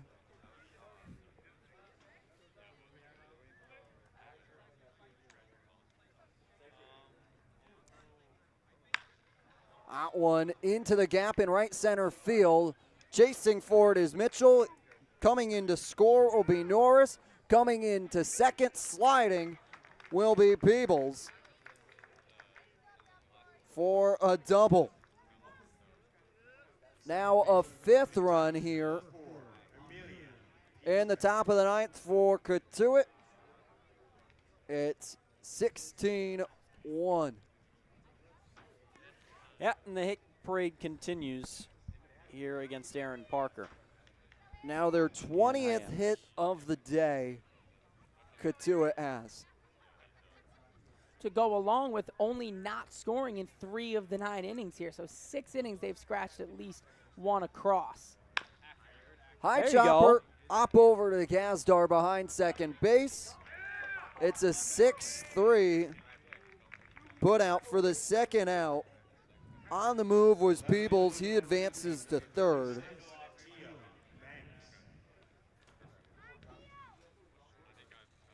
Banks.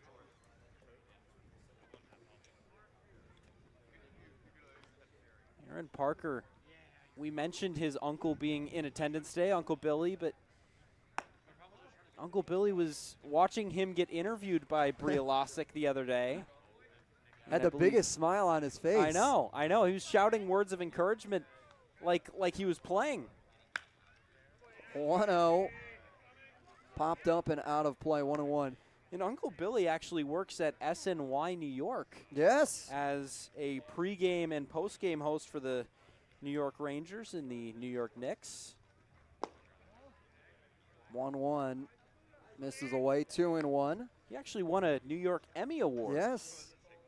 Back in 2021. Comes up here, and he was telling us that he was fortunate. He doesn't get to see him enough as Teo Banks gets plunked to send him to first from Parker. And McCoy now comes back to the box as he's the 10th batter now to come to the box. But saying he was very fortunate of his time that he's able to see Uncle Billy here up on Cape Cod. That one's fouled away. And we by McCoy. We talked about the difference between Donay and Parker as catchers in their arms. Parker a lot more accurate from behind home plate. Donay has a lot more velocity. So perhaps that may be affecting Parker pitching right now as he's ahead in the count 0-2 right now. Yeah, you think Uncle Billy was expecting to see him pitch in his time here? I don't think I wasn't expecting him to do it. I would put money on no. Never know with that Craig Kimbrell. He's ready to rock and roll. Trying to work out of this. Breaking ball. Oh, no. It hit him. 53 miles an hour. 53 miles an hour on the off-speed pitch. Loads the bases. Loaded. Third hit batsman of the inning. It's been all position players for Hyannis here to pitch in the 9th. That one is torn over by the bullpen of Cotuit. I'm not sure why Cotuit's entire bullpen is off the bench right now, but they look to be having some fun down over there, and they nearly got drilled by that foul ball. They got gloves out there ready to protect themselves.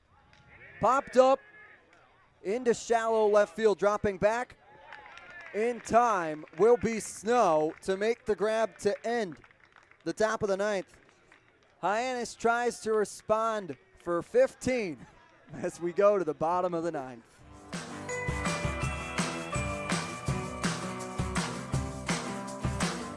A brilliant idea starts at the source. Through innovative design, we're taking steps to create a better future. Now, the pure fresh taste of Dasani comes in a redesigned bottle, up to 30% made from plants, and as always, it's 100% recyclable. Plant bottle, designed to make a difference. This BBB seal is a badge of honor. It's a sign that this is a business you can trust.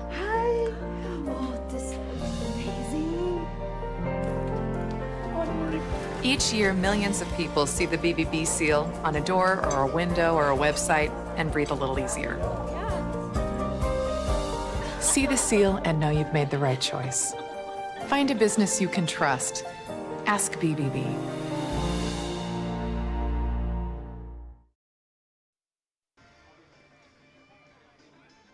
Cotuit scores 5 runs on 3 hits, and they leave 3 on, and a position players pitching galore in the top of the 9th. Hyannis settles in to take on Brock Perry, the first time appearance for the Sun Devil here on Cape Cod. Yeah, and we talked about this Cotuit pitching staff kind of turning over the last couple of weeks with a lot of guys leaving for the Major League Draft, but here he's going to be one of these newer guys starting to come into this Cotuit pitching staff and try and continue their role that they've been on as the lowest ERA in the league, now the second lowest ERA in the league. Yeah, I was going to mention that it's been such good work from the Cotuit bullpen. Both McKay and Schulke have only combined to allow only 2 hits over 5 innings of work coming into this inning. So again, just a credit to the hard work and how good they've been from the top all the way down to the bottom. Perry deals away on Aaron Parker as he comes in to sub in for Earhart, who came in to pitch. So it's a direct change. He's got to hold his line in the lineup, Parker does, as that one misses inside.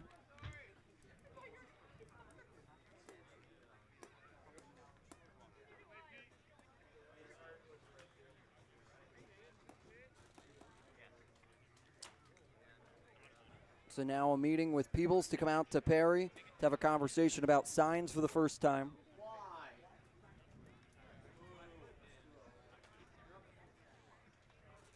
Two-0 count to Parker.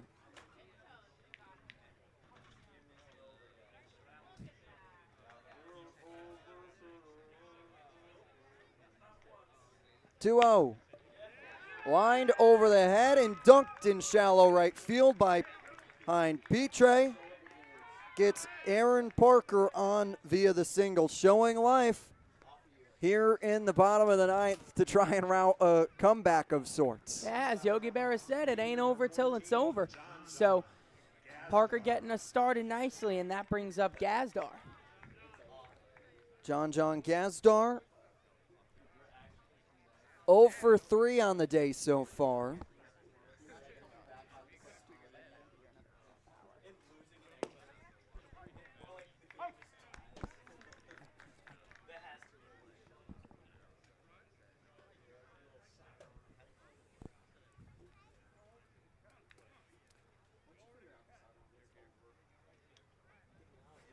Gazdar lines it right back up the middle, dropping in front of Matheson. 2 aboard, nobody away. 6th of the game here for Hyannis. Good piece of hitting from John, just sending that one right up the middle. And we talked about John coming in here. He's more of a contact bat. He has great bat control. He can find holes in the defense really well. At worst, if Hyannis can get a run across, it would help their run differential, which is a very large aspect of that next deciding factor if you are tied in points. Yeah, and they'd just gotten it above 0, so they were in the positives for the first time in a while coming into this game, but now it looks like that might be undone, which is the problem with one run differential, because a lot of teams have maybe one blow-up game where they do throw some position players in there with 5 runs in an inning, and it's just kind of a wash, and that doesn't really account for that. But to me, it makes every run matter. I personally like the run differential even in this situation because it still gives you something to play for, because it could be those one-run games where if something like this doesn't happen, it could differentiate between 2 teams. 3-0. Hainline works a walk, bases loaded, nobody away for the Harbor Hawks in the bottom of the 9th. They couldn't, could they? You never know. Anything can happen. That's why we get to call these games. That's why viewers at home, you're sticking around, because You never know what could happen. At this point, you need a bloop, a bloop, a bloop, a blast, a bloop, a bloop, a bloop, a blast, and et cetera, squared by like 4 times to the power of 4. That math isn't adding up, Mickey. I don't know.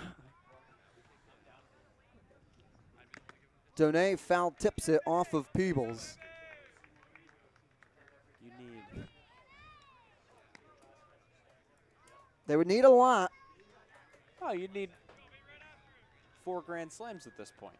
That's 16 runs. That would give you the win. It's pretty easy, right? When you phrase it like that, that one's fouled back into the netting. 0-2 now for Donay, but once again, no matter what, you can't count out these Harbor Hawk teams because they are fighting till every last out.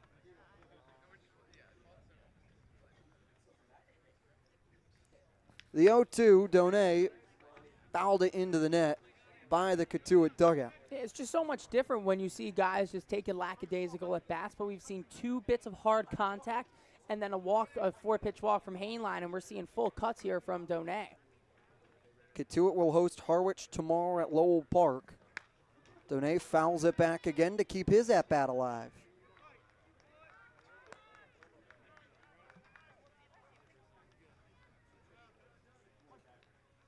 Brody Donay had a single back in the 8th. What was that show that you've been watching, Jacob? The one that you keep telling us about? That one off the plate, 1-2. Oh, Lincoln Lawyer? Lawyers. Yes. They released the first 5 episodes on Netflix the other day. Of season 2. So there is a season 1. I watched it all last year. Loved it. In season 2, it leaves you on a cliffhanger on episode 5. So excited for the second installment to come out soon as Brody Donay continues to work here against Perry. In this spot is now it's going to be the 7th pitch of the at-bat to come. I need a new show. I might try it out. Try it out. I might try it out. I highly How long recommend are the it. episodes? An hour. How long? Or how many episodes in a season? I think 10 in the first. As that one's fouled back That's again, doable. let's do it again. You see, my problem with TV for the longest time was that they had these 25-episode Ah. seasons, and they were all an hour long, and they were all very stretched and stuff, but Now the 1-2, swing and a miss. I just didn't have the time for it. And now, with the rise of streaming services and everything, it makes these shows a lot more compressed. They can tell their stories in however long they want. And shows like The Lincoln Lawyer, only 10 episodes in a season. That's perfect. You don't have to dedicate 3 months of your life to it. You do not. But it's a very interesting complex to streaming world. I am a television major at school. That one's going to be lined foul. I would like to get your take on this. Yes. I think the streaming is changing the way how television is produced, i.e. the writer's strike currently going on in the Hollywood industry. As the 0-1, broken bat through the gap of Pine and Norris. Scoring will be Parker, and everybody else will go station to station as Lipsey's able to get a single, and now he's 1 for 1 on the day with 3 walks. Have yourself a day, Trey Lipsey. That's how people normally get to 1 for 1, right? Yeah, 1 for 1 in the bottom of the 9th. Look at Trey Lipsey. He's been seeing the ball really well. It's going to be Alex Lane, a pinch hitter for Nick Mitchell here.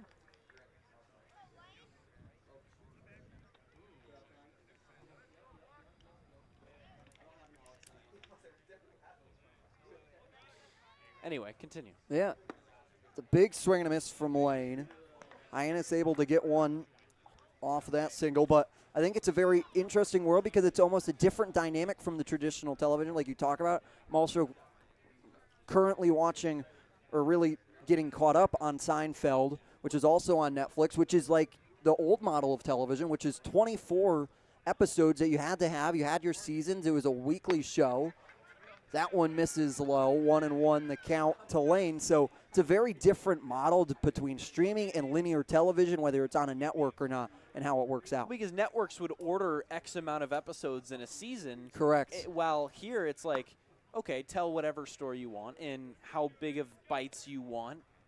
Because it doesn't matter. As long as you're getting views on your streaming platform, you can just go ahead and get that. But isn't that how Ted Lasso worked with Apple TV? Correct. They ordered, I think, 12 episodes, 10 As episodes. that one's lined through the gap between Petre and Mathis. Scoring will be Gansdar, and holding at third will be Hainline. Lipsy over to second, Lane with a single. Now to have played it here for Hyannis in the bottom of the ninth. That'll bring Eric Snow to the plate. He was a pinch hitter in the 8th and struck out. Ted Lasso, they ordered X amount of episodes? Yeah. Huh. Yeah, because so different streaming models take different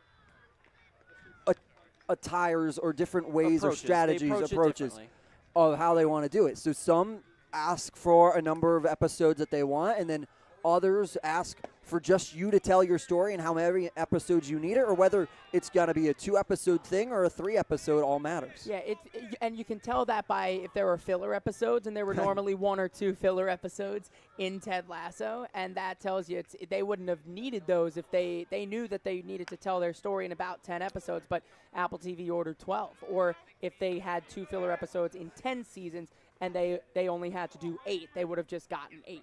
And Ted Lasso is a very interesting mix as well when you look at it, because they released on a weekly schedule, very much more of the linear model instead of the watch and binge. As that one is flown out of right center field, dropping back, and that thing is out of here. A grand slam for Eric Snow. Cardiac Hawks, question mark, as they're starting to come back here in this bottom of the ninth. Eric Snow keeping the life on and the lights on here at McKeon Park.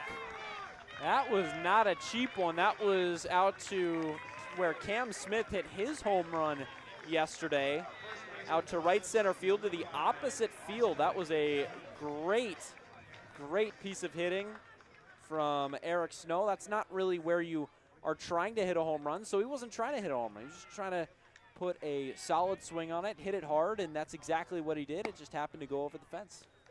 And how about one more 6-run inning against Cotuit? They put it together all in one inning.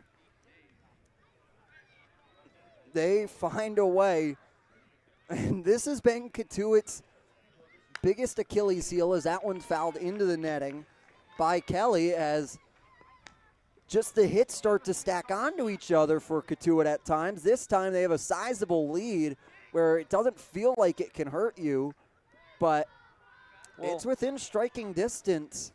That and the sunset, their Achilles heels. That one off the plate from Kelly as a Let's Go Hawks chance, with the kids sticking around from Kids Night. As the 1-2 misses high, 2-2 on Austin Kelly. Yeah, give them credit. They're battling here. They've shown fight all year long.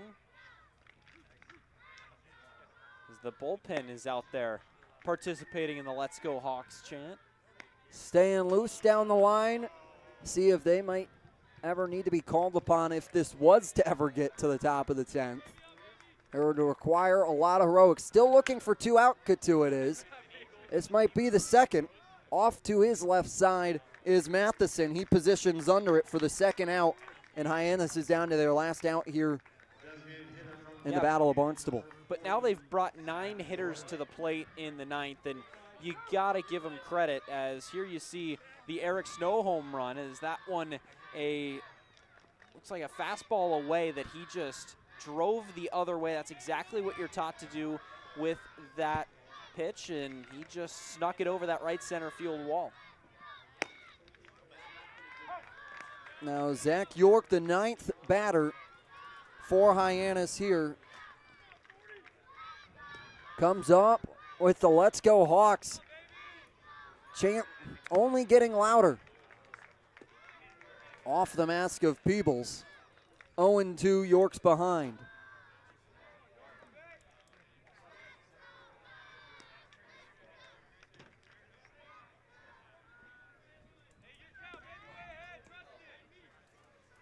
There you see the bullpen out and standing up. We get you that shot right after the chant died down, but they're having fun still down there. 0-2. Pitch misses away. 1-2 on Zach York. Had a double in the first and then was retired via the pop-out, the fly-out, and the ground-out. That one off the plate again. As guys, this might be my fault. What'd I you said say? we haven't had a blowout the other day. I forget who I said it to. Well, way to go, Mick. I know. The 2-2, we have had one, though, as that one is off the plate, loading the count full. We haven't had a 16-1 entering the 9th blowout, though.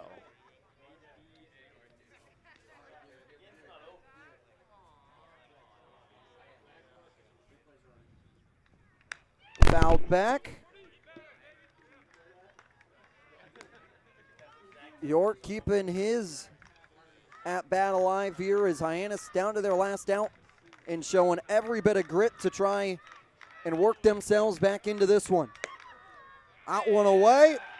Zach York works a walk. Now that brings back up Aaron Parker, who got things started.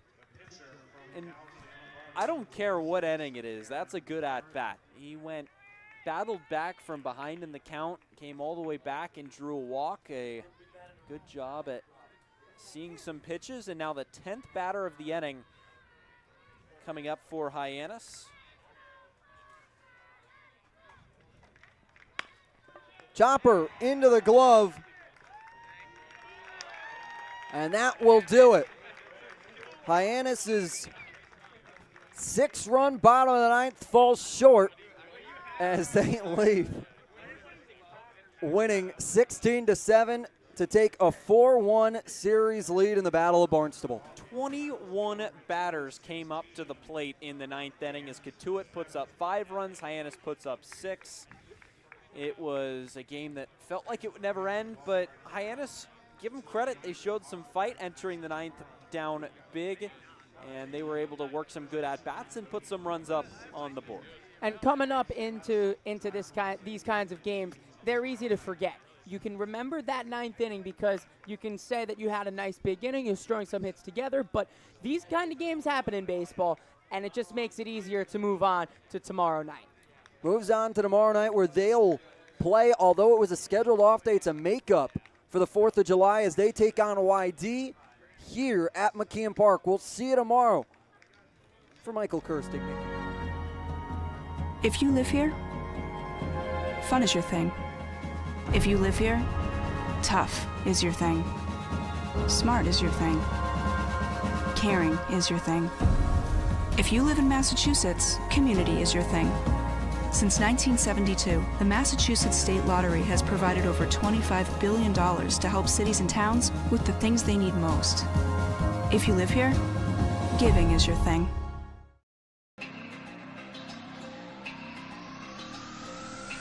My family earns respect. My family clears bases. My family breaks records. My family wins MVPs.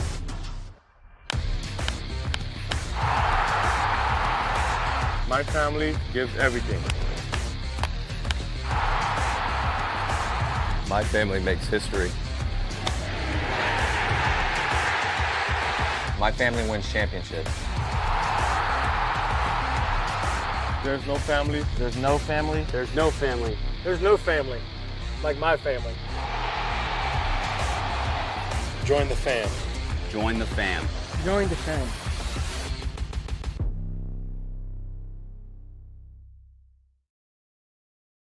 When Alaska Airlines needed a partner for the complex operations of travel, they made the switch to T-Mobile. Our 5G has Alaska Airlines and their customers covered, from major hubs to remote destinations, with 5G coverage ready now for the demands of today and the future. T-Mobile's network powers Alaska Airlines as they deliver next-level care for all customers. 5G ready now. That's how unconventional thinking is better for business. Coke Zero is now Coke Zero Sugar, with great Coke taste. Some people were excited to hear the news, some were skeptical. So we're not going to have the star of the show you're watching come out and say, "You'll love it." No special jingle written by this week's hottest pop star. No famous internet celebs who happen to be holding the label just so. Okay, maybe just one little pour shot. The only thing that will make you believe Coke Zero Sugar has great Coke taste is trying it yourself. Ice cold Coke Zero Sugar. Try one today.